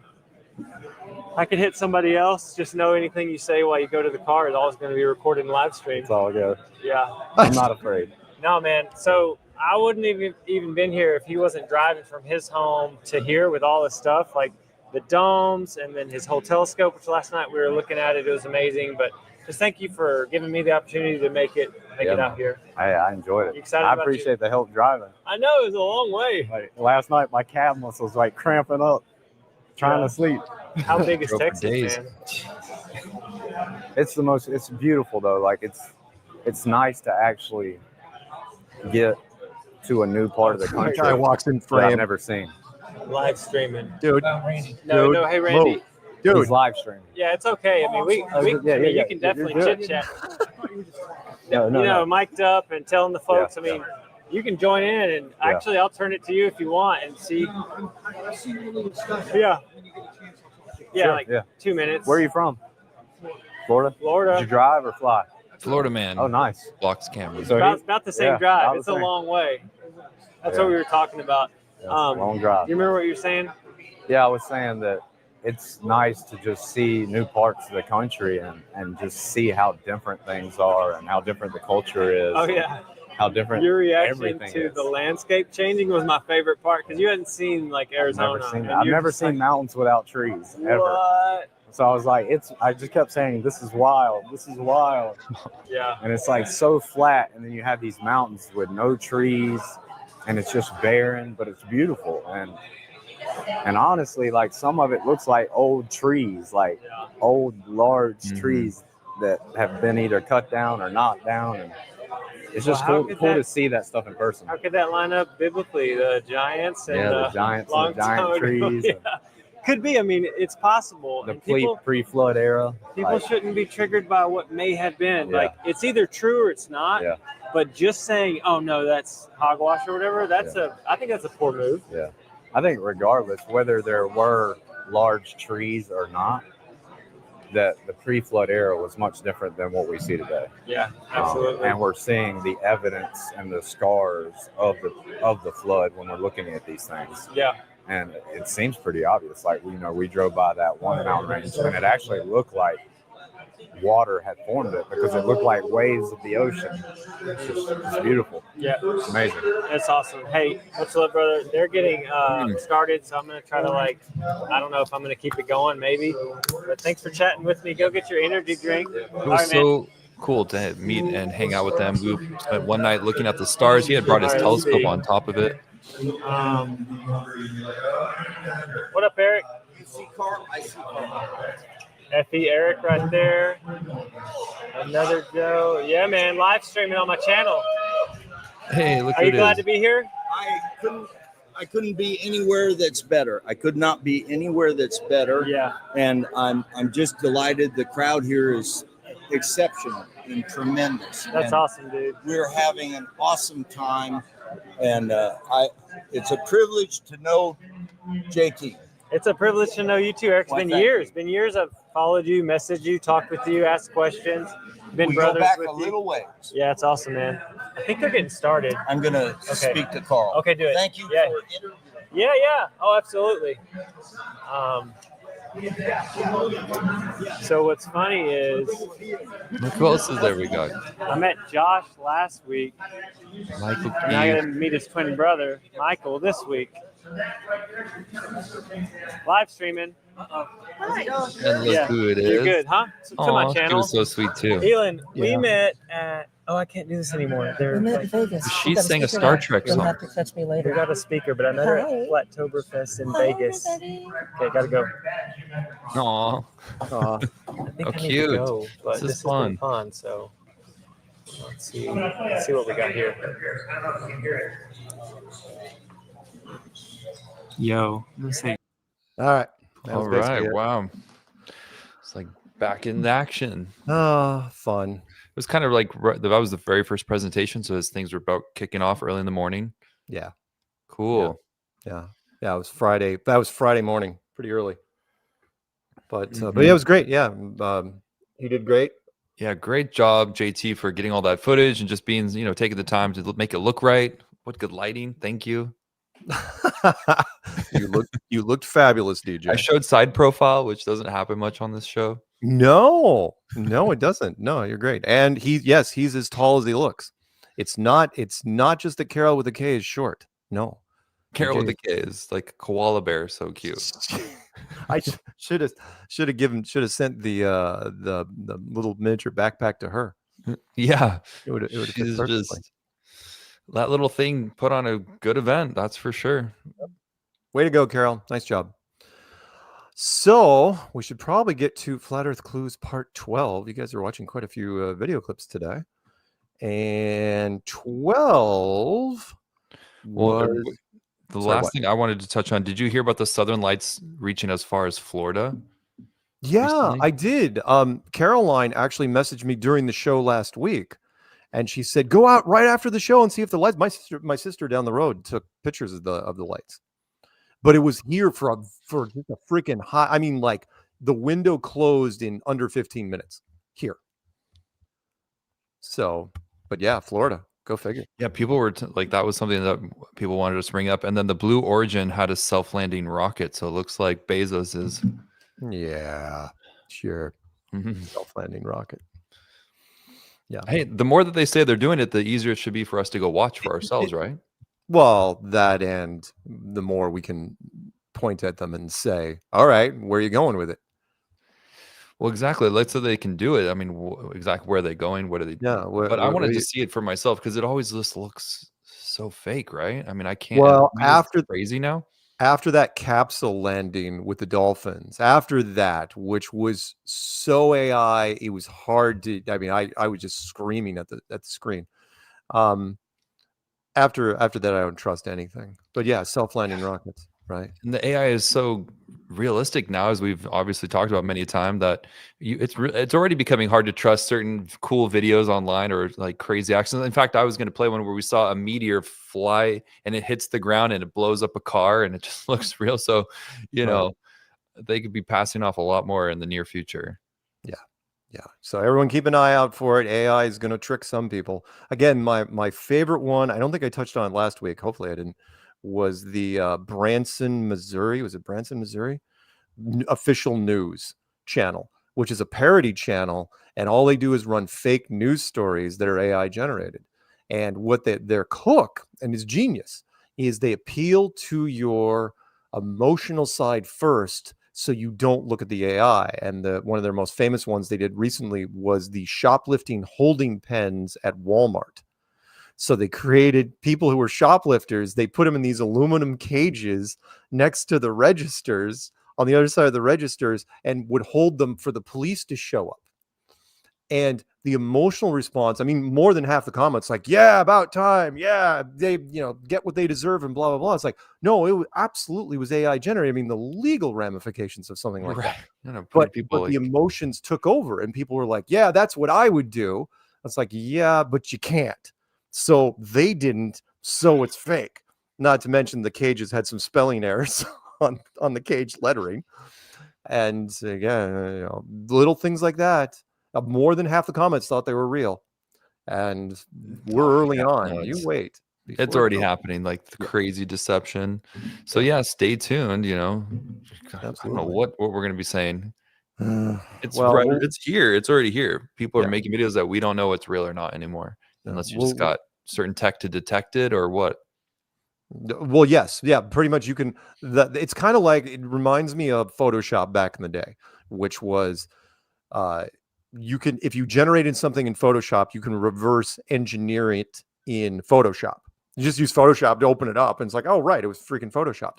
Same sort of thing with AI, with any of the AI video generators. You can detect it in 2 seconds. Same thing with ChatGPT. You can run any text, any speech in through a reverse thing, and it'll say, oh yeah, AI generated this speech or paper or whatever it is. Which is why I would never assign an essay at a college course ever again in my life if I was a professor. It's like, take it off the syllabus, just get rid of it.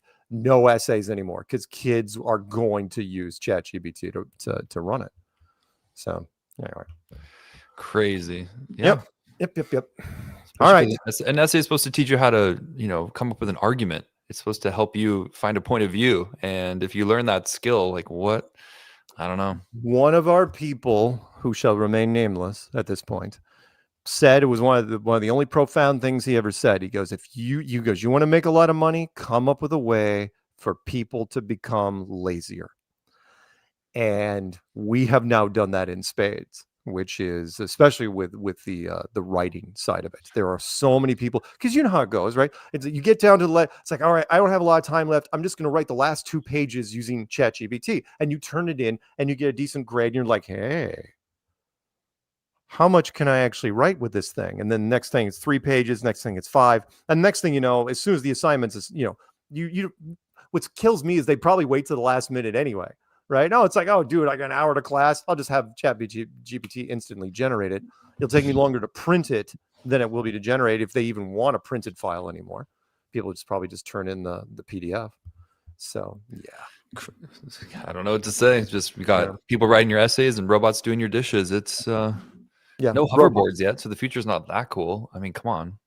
No, it's not that we cool. wanted There's hoverboards. some cool things. The future's got some cool things, but most of it, the stuff that we predicted back in the 50s, not so much. Come on, jetpacks. I want a jetpack still and a hoverboard. I want both. Oh, you mean like a Back to the Future hoverboard? Yeah, that to kind of go around and. Yeah, it's not bad. The jetpacks, oh, you really want your neighbor. Here's the biggest problem with giving someone like the average person a jetpack is, let's face it, it's alcohol, right?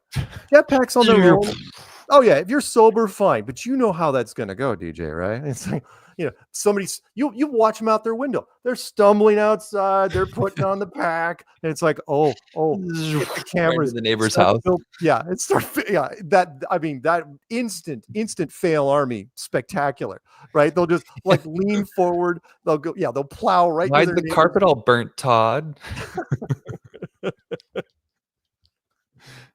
Oh my God, it would be hilarious, but it would be horrible. Anywho. All right. Play the clue. You ready? Okay, let's play. I think we're ready, yeah. All right. We are playing Clue 12, which is called Realize, and this is about the human ability to fall for illusions. Flat Earth Clues, Part 12. Realize. This is part of a series of clues that can help you get your head around both the design of the flat Earth system we live in and who has been involved in the deception to hide it from you. This clue covers an enclosed system feature, which for me at first seemed like just a necessary aspect of the process. That being what we perceive with our own eyes, because for many, that's the validation we need. Can seeing things with our eyes really be trusted, though?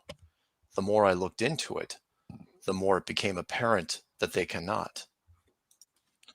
In fact, it became obvious that as a species, we seem to have layers of cognitive weakness, especially when it comes to optical perception, like it was built into our very genetic code. Layers that naturally help things like hiding the shape of the world. I'm going to show you some examples. That is by the way, the famous blue marble shot, not the first one from Apollo 17. That was the one that was made for the first iPhone, just so you guys know, by Robert Simmons. And all the veterans should know that name by heart. It's Photoshop because it has to be. And before this clue ends, you'll know why everyone else around you is missing the big picture. Hey, he's cute. And just how rare you are to realize it. For example, what is this object? That is the first blue marble shot, by the way. That is the Apollo 17 blue marble shot, which the first one and the only one that was available for 43 years. And it showed only the bottom part of Africa and all of Antarctica, which is really interesting for a North American space program. Never saw the United States in frame. It's your world. This is where you live. You know it as certain as anything else that's given, like gravity, temperature, and touch. But you can't touch or see your world like this. So if I take this image away, how do you still know? Anyone who has followed the clues so far know that I, for the most part, just use some slides and a narrative. But some of the best optical examples are moving illusions. So for better or worse, I'll be including small sections of video into this clue to help drive home the point. So let's start with a dramatic entrance, something you can relate to. This is for all the questions regarding the sky and how things can be accomplished. This, I have to remind people using a Truman Show example, where the director, living in the moon structure, cues the sun. Keep in mind this is a very small enclosed system. If the sun, moon, and stars can be reproduced here, imagine what you could do with a dome 1,000 times larger, using technology far beyond ours. But maybe I'm getting ahead of myself, like the mice in Clue 4. We should start with something small, because the small stuff is easy to figure out, right? Take this spinning ballerina, for example.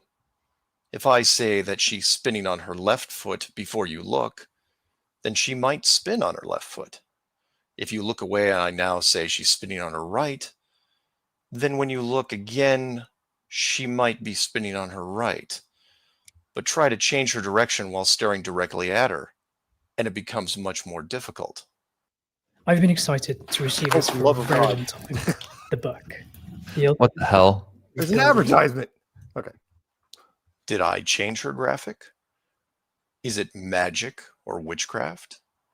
Not at all. It's magic. How the girl is animated That's a great gives shot. your mind the truth of how she's spinning.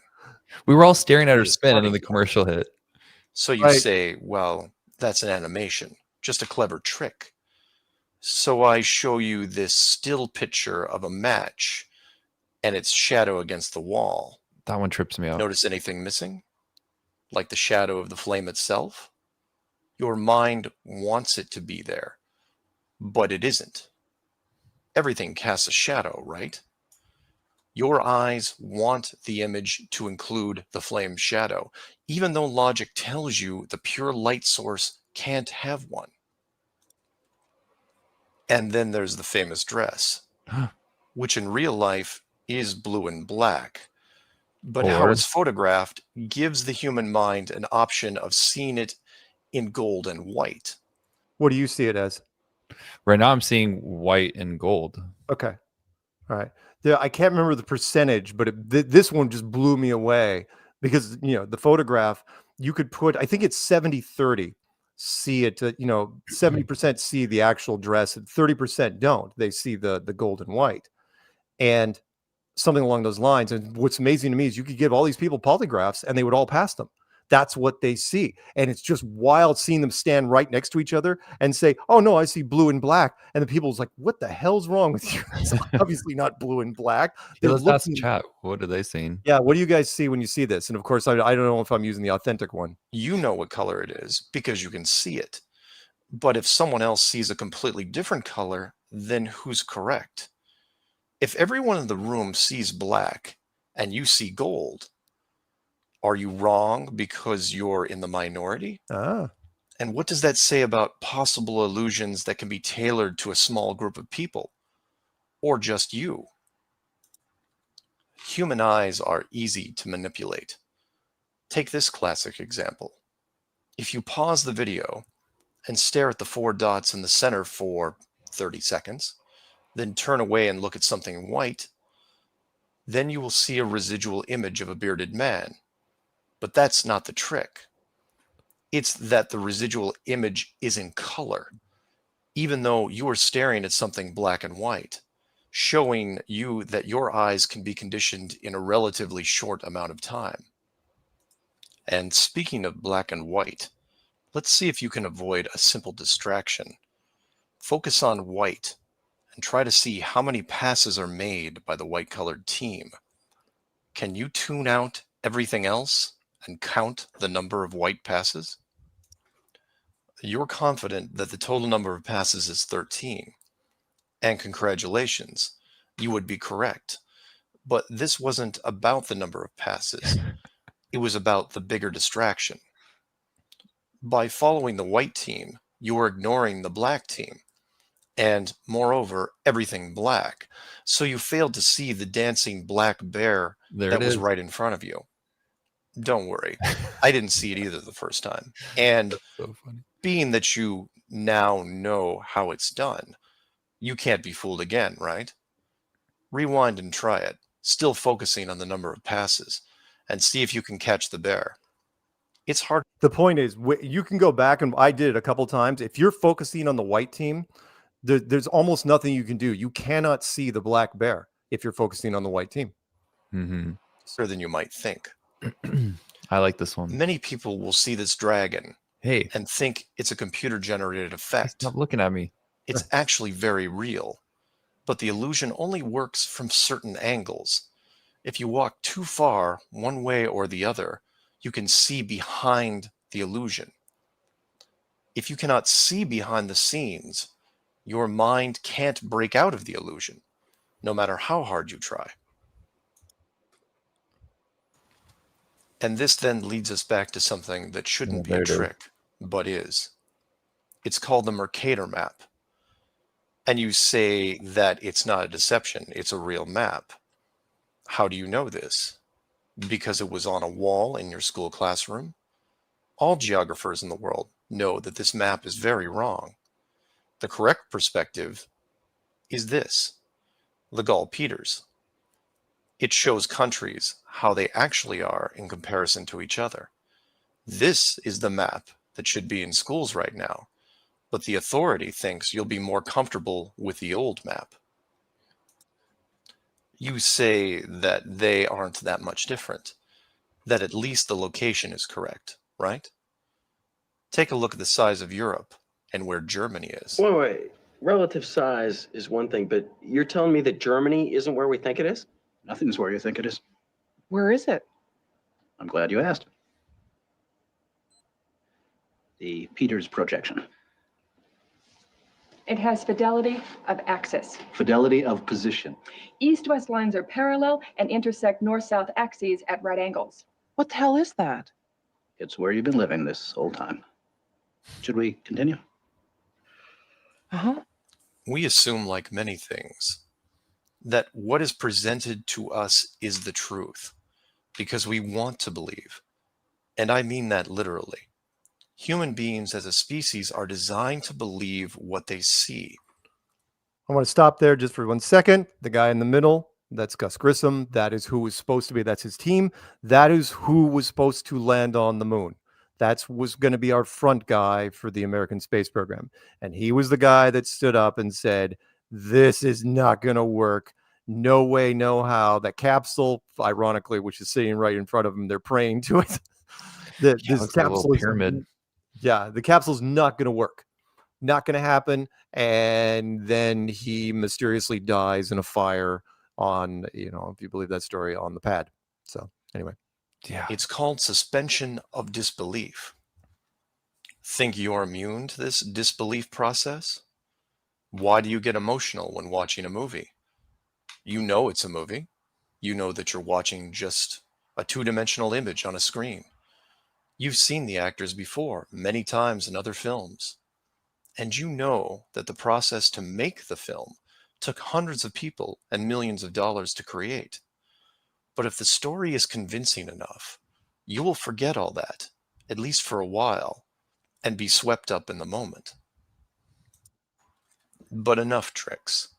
What about real life? Without all the sleight of hand and distraction, you should be able to determine everything as it really is, right? Don't be so sure. Ever driven a car in stop-and-go traffic? zoned out for a bit, then had that horrifying feeling that you couldn't tell if your car was moving or the car next to you was moving? Yes, Mark. How'd you know? That happens to all humans.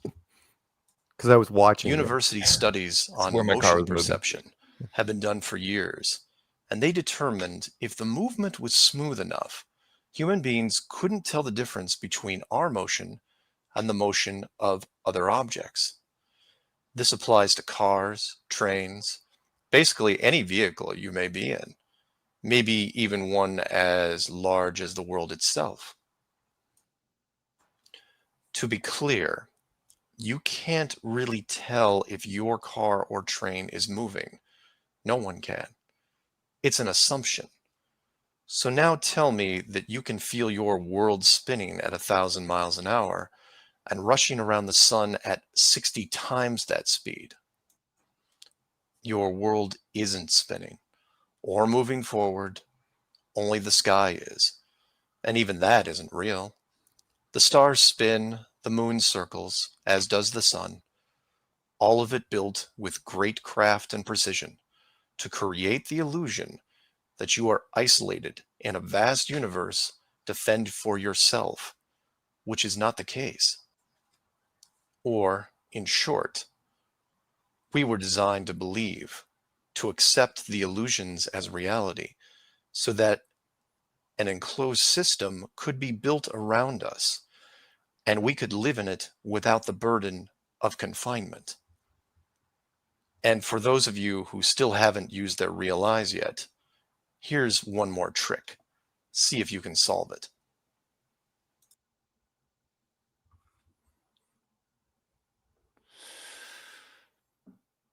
Pretty good.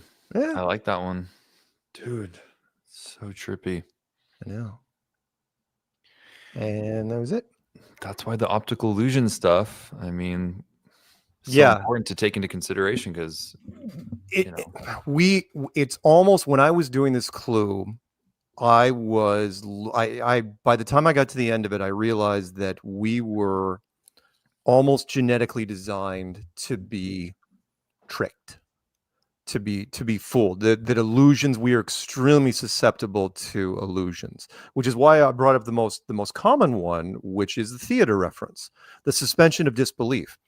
Which is, why do we cry? Forget about books. We'll just use television or movies. Why do you cry or get emotional when you watch a movie or a television show? And again, some people get emotional even reading books, but that's a whole nother thing, which is like you're reading text and you're creating. It's because we want to believe. It's called suspension of disbelief, which is for a brief moment, or hour, or a couple hours while you're watching this, your mind wants to throw yourself into the story and be invested in the story. And if it's done well enough, you're in. Now, and of course, we all got in it's like, I'm not buying it. That's why you turn off something. It's like, nope, change channel. Nope, right. Stop movie. It's like, not buying it. I'm not into this story. It's like, nope.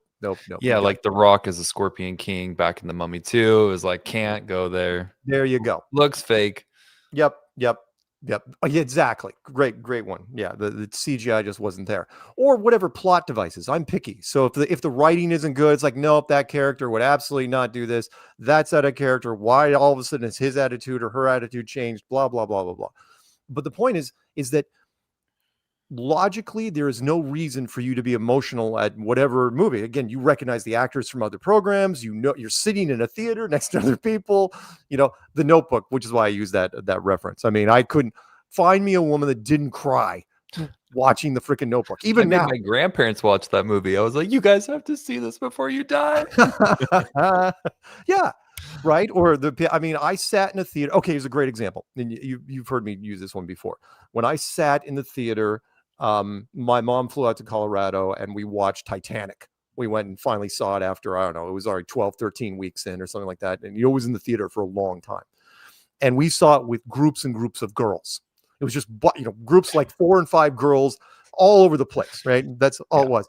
And when Leonardo died at the end, they were just losing it, right? They're crying, and the house lights come up, right? And everyone's like leaving, and there was a group in front of us, only like 2 or 3 rows in front of us, and they couldn't leave because the girl in the middle was so broken to pieces. She couldn't get out of her chair.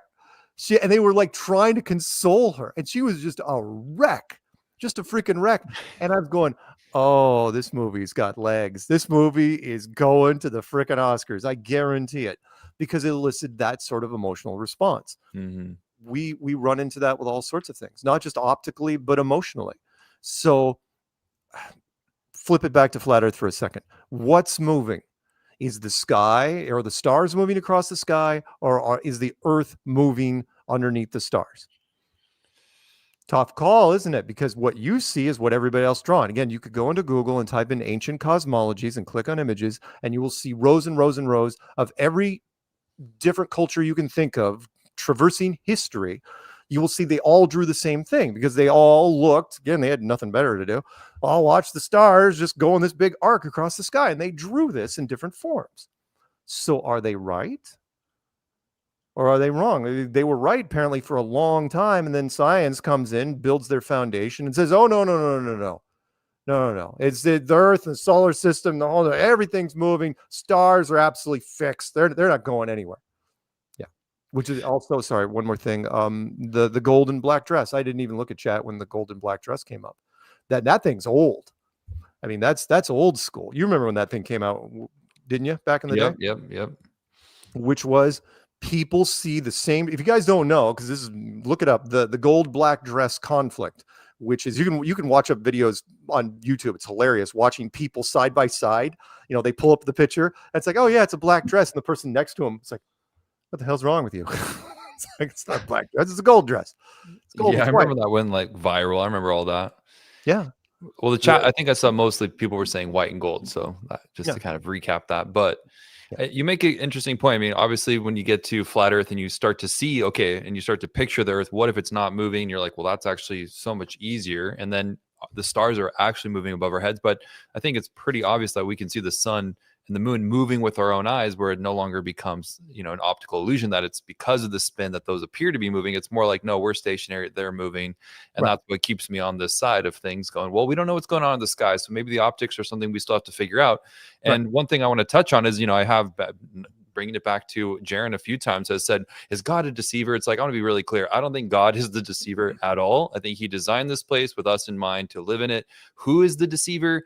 Obviously, if the devil knows how this place works better than anyone, he was the one that was able to take what's working here, how the Earth actually functions, and create the lie over it over hundreds, if not thousands of years. So again, I just want to kind of squash that of like, if God's a deceiver, because it's like, dude, you got it all backwards. That's the complete opposite. Someone knows how this place works and created a whole system that's very intricate around what this place appears to be doing. I agree with you. I do not think that God is trying to deceive us. I don't think that God is trying to trick us. I think he's here to test us. And there's a difference. One man's trick is another man's test. And this is an experience, something, again, I treat this like a school, God's school. And we're supposed to learn something here. We're supposed to pick up perspective here. Sure. It's not like, I do not think we're being trapped in here. There's like, oh, I'm just going to mess with them, and constantly fool them at every turn. Obviously, there's a lot of people that have broken out of that. A lot of our friends are like, oh no, totally can see what's happening there. And it's obvious once you see it, kind of like the girl dancing on one leg, that shadow thing. Once you see it, you can't unsee it, which is, find me again, why we have such a high retention rate. Once you flip over into the whole flat model and say, oh, right, that makes way more sense, then you try to jump back. With the occasional rare albatross, nobody knows. What's so confusing is the globe side relies on so many different aspects for it to work. I mean, you need rotation, you need gravitational pulls, you need warping and bending of space-time, you need all these different motions, you need twirling. Like, are we twirling yet? I mean, no, nobody's twirling, at least not unless it's their own free will. Okay. Oh hell, I'll give you one. If the solar system is flying like this, sideways through the galaxy at, we'll just say 500,000, not that 1.5 million the Germans just said today, 500,000 miles an hour, which is an amazingly fast speed, right? And there are parts between planets where gravity doesn't hold anything, where there's these zones of null gravity. When we send a probe off, how does the probe still stay with this disk flying 500,000 miles an hour. Once you drop that probe, once that probe gets in between planets, it's gone. It is like dropping a golf ball outside a window in a moving car. Oh, it'll keep up with the car for a second or two, but after that, it's done. It's gone in the rearview mirror. You're never going to see it again. So, yeah, you're right. Science has to rely on so many different things. Everything you just said there. Yes? Surprise. Hey, real quick, I chime in on something there. Sure, Peanut. What is it? Well, so we're spinning around the sun, right? So fast, right? Allegedly. And allegedly. No. Here we go. So, and we don't feel it because, you don't sense motion. You only sense acceleration and deceleration. Right. However, doesn't mainstream science say as we approach the sun, we get faster, then as we go away, we slow down? Yes. So last I checked, that's acceleration, deceleration of an entire planet. Yeah.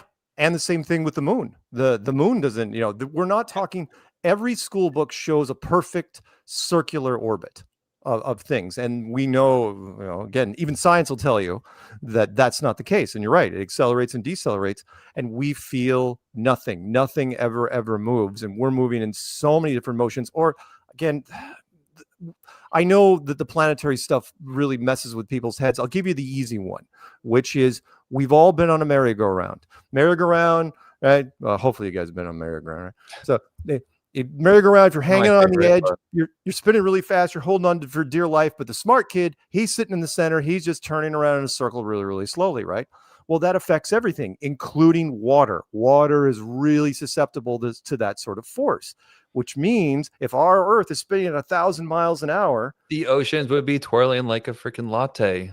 Absolutely. And there would be this fat tire of water around the center, around the equator, where the water would pool. There would be no land at the center. There would be no land at all. It'd just be this big band of water like Saturn's rings, only with water, and it'd be stuck to the thing. And there should be no water on the North and South poles because it would pool. But it's completely uniform.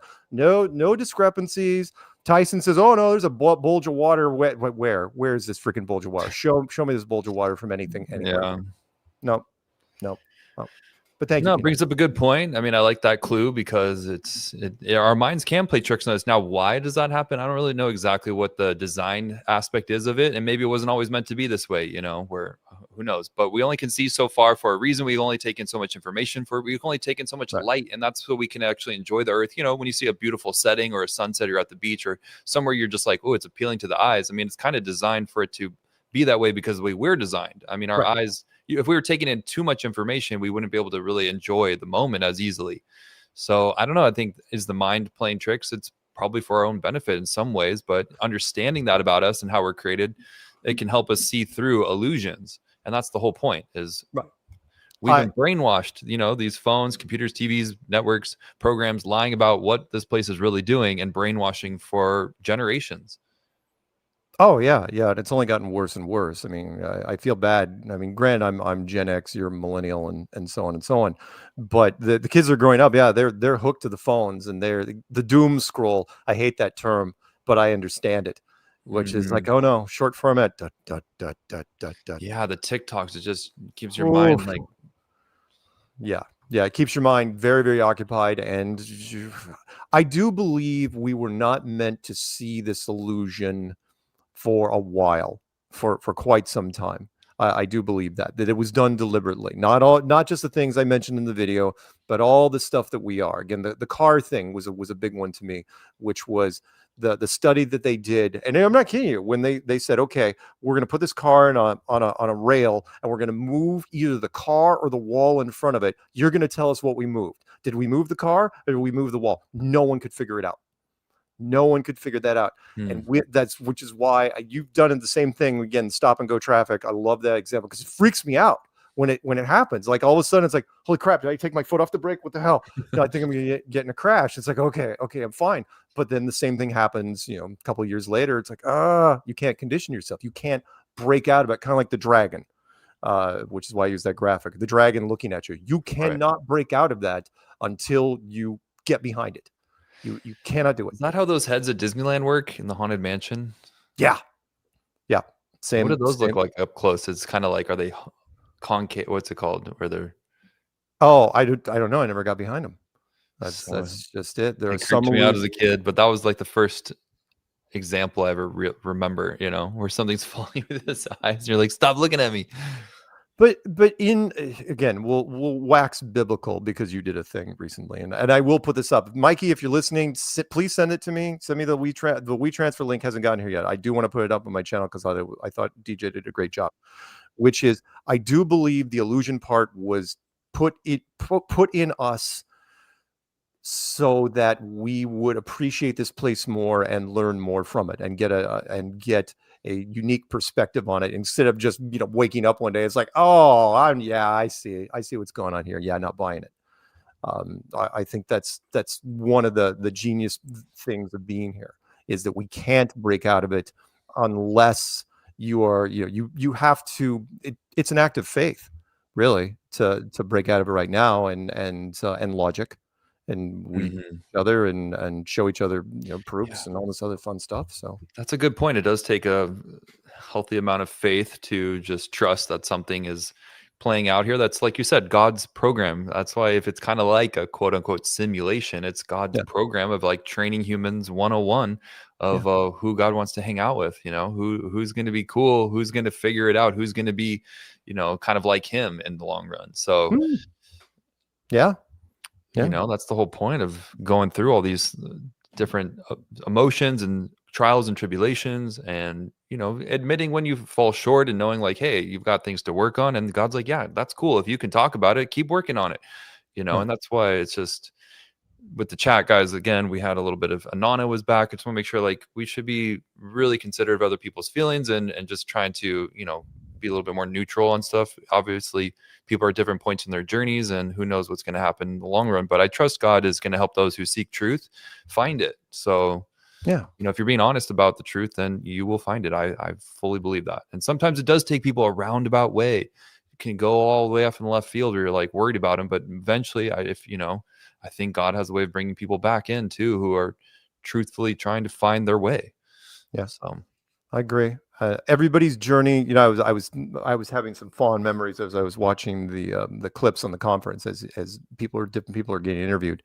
And what struck me is I was constantly engaged in interesting conversations the entire time. During those 3 days that we were there, and even the 4 days, when we were talking, we were all, no one was just sitting there not talking. If there were two people, they were just chatting it up and exchanging ideas and concepts and beliefs. And there was no, we never saw people fighting, chat room. We never saw people arguing over really anything. At the end of the day, people had their disagreements, small disagreements about the finer points. But in the end, everyone was still looking for truth. Everybody was still looking for answers. Everyone was looking for the meaning, the purpose, and we were all helping each other along to get there. And that was a beautiful thing to watch. It was such a great time. I had the post-conference blues after. I was like, oh, why am I so sad? It was fun. And shout out to Naomi if she was watching. I guess she's been checking us out with her mom. And so hello to the family again. That was so fun. She was. You know what? We should invite her. I should send her, put the link in chat, and invite her to jam with us at the end when we're doing the Alex Lowry thing. You could try it. I'm going to try it and see if she's there. So Naomi, if you're there and your mom's watching, here I'm going to put the thing in chat just for you. Copy. Nobody else jump in. Well, you can jump in the backstage, but we're not putting you on there. I'm only putting in Naomi and family. So there you go, Naomi. There's the StreamYard link. Nice.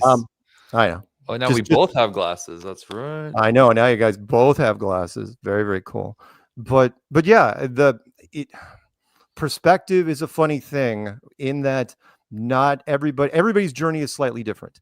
And nobody gets the same place the exact same way. Again, that's why the whole snowflake thing. Everybody's got their own little nuances to get there. In the end, it's still all the same team. Look, if you're in the chat room, if you're part of the community, if you're doing the conferences, if you're in the meetups, you're all part of the same team. I know, hey, there's Naomi in the background. I know that there's going to be dissension here and there. I know that. But, and as much as I'd like to, condemn every single act, it's like, look, I'd rather have people trying to, being honest with each other rather than being bored. You know what I mean? Being complacent. And I will say this about this world. It is not boring. I mean, yeah, Peanut and I complain about the headlines, but it is not boring. There's always something to do, always something to struggle against, especially in our community. And I appreciate each and every one of them. Absolutely. Amen to that. And I used to complain about being bored, quote unquote, on the Globe site because I knew something was off. My brain was like, they're hiding God. They're hiding so much from us. Why do I feel this way? And it was now I'm like, oh my God, I'm at square one. I got to learn everything. I'm trying so hard to keep up. And it's just exciting because, there's more and more truth coming out all the time on different things. And, shout out, we'll have Candid Truth next week. So I just want to give them a quick shout out. Make sure you guys tune into that. And yes, you can check out the interview that I did on their channel last night. Which was awesome. And I think they had Dave Weiss on today. So they're just doing really cool things over on that channel. And they were so fun to hang out with in person, just like all the presenters were. Everybody was so nice, so. Yeah, I get it. It was, there was only one, if I'm not, I don't mind shouting, but I think I talked about this last week, which we had the speakers up on stage at the end. Everybody came up except one guy, one speaker. And that's because he did not know what type of conference it was. He thought it was just a generic truth conference. No, it's truth conference with a twist because Flat Earth is represented heavily in it. And he wasn't ready for that. He absolutely did not expect it. And so he did his presentation and he was gone. That's what happens when you phone it in, guys. And you're just like, yeah, I'll be there. Yeah, it's like the what now? And again, God bless you, David Weiss, because he ran into David almost first and he wasn't going to let it go. It's like, you don't know what conference we're in? You know what we do? You seen this table? You want a shirt? How about a blue dot? Get the app. Shout out to Dave. Thanks for the necklace, Dave. And you don't smell at all. You smell amazing. Yeah. All right. So next week, Candid Truth, we're having Mikey and Aubrey, or just Mikey? It should be both, but Mikey and Aubrey. Mikey and the lovely Aubrey. Yes. Mikey, All Jenny. Right. And yeah, so I'm looking forward to that. That should be fun. Year's ends creeping up on us. I know. Only so many shows left. And by the way, next week is, I suppose it's our Thanksgiving episode, isn't it? Because Thanksgiving is a couple days after. You'll be. Yep, you're right. Yeah, Tuesday before Thanksgiving. Yeah, I'm actually putting up my Christmas lasers right after on Wednesday, the next day. Oh yeah, if you guys don't know what I'm talking about, forget about traditional Christmas lights. I learned from Canada. They finally figured it out, which is we're not going on the roof in the snow. Just point lasers at your house, turn them on. They work freaking great. And I point 3 of them up on the second deck here, and I fire them off at a cherry tree. And it's almost unlimited range to where we were actually worried about hitting planes that were going to be flying into the airport, because you can actually hit the clouds with them. They're kind of fun. Wait, that's so cool. Well, that takes all the joy out of decorating your house, I guess. However, no, decorating the inside is fine. No, outside, find me somebody that really enjoys stapling. I know. Yeah, forget it. No. Okay, we are going to close this thing out with Alex Lowry. As soon as we start the song, we'll bring in Naomi. Naomi, you better have your glasses on when we do this. And so thanks to everybody. We'll see you next week. Same flat time, same flat channel. Say goodnight, DJ. Good night, Strange World. Thanks for being here. If you enjoyed today's episode, like and subscribe for more, and check out Candid Truth next week. And if you have any comments, feedback, or ideas for the show, things you want to see, email me, djcuriousstrangeworld@gmail.com, and stay curious. Right on. Say goodnight, Peanut. Good night. All right. With that, let's do that Alex Lowry thing that we do. Good night, everybody.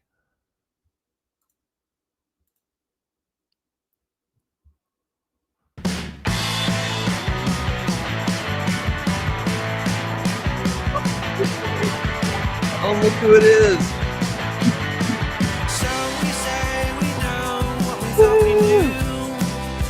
All I thought we threw away was everything.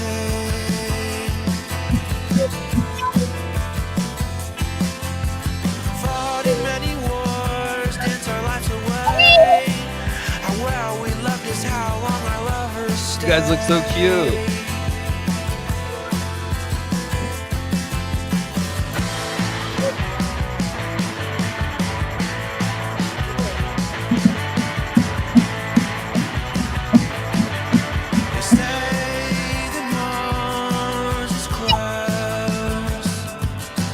Is that lamb chop? And I'm so tired of being on the ropes again.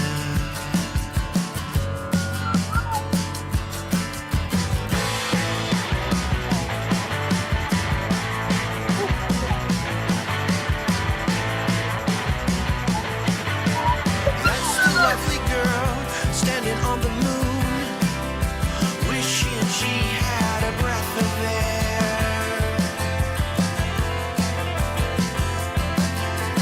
That's the lonely boy standing in the room, a solo game musical chair.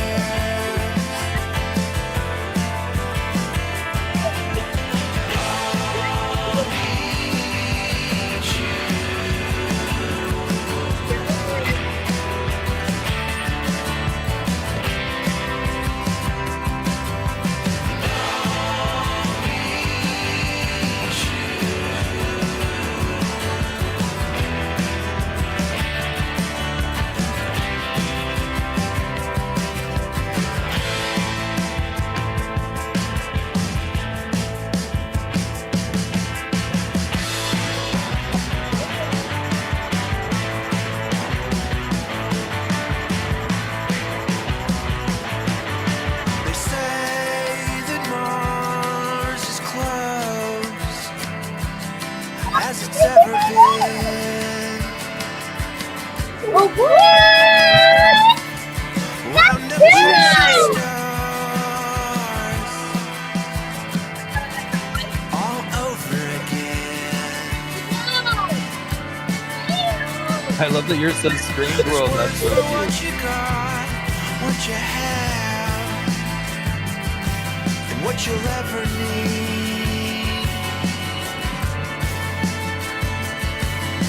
There's love so many nights, so many nights, so many ways to believe.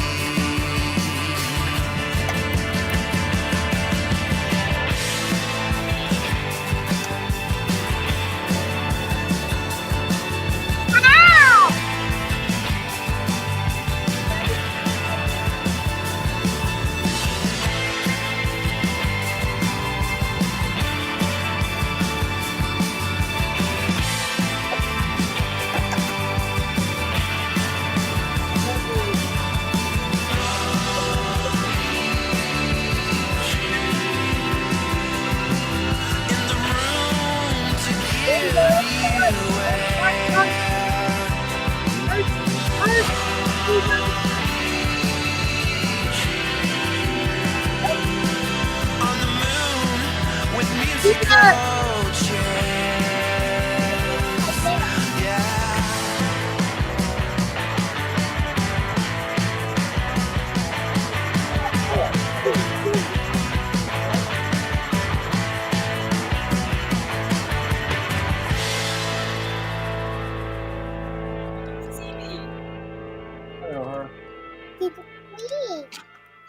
Hi. I love Paige needs to get Great job, you into her guys. PJs Thank you. with her cup of cocoa Good and job. her 6 marshmallows. Night, Mark. Night, Mark. Hey, it's Good Karen. night. Karen, say goodnight. Karen.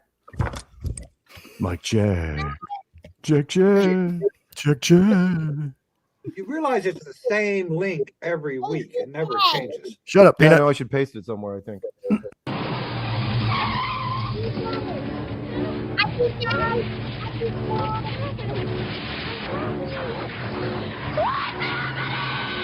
You know what to say, right? Katy Perry. Katy Perry. Lauren Sanchez.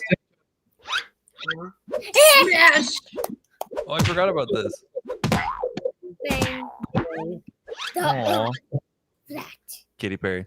Katy Perry.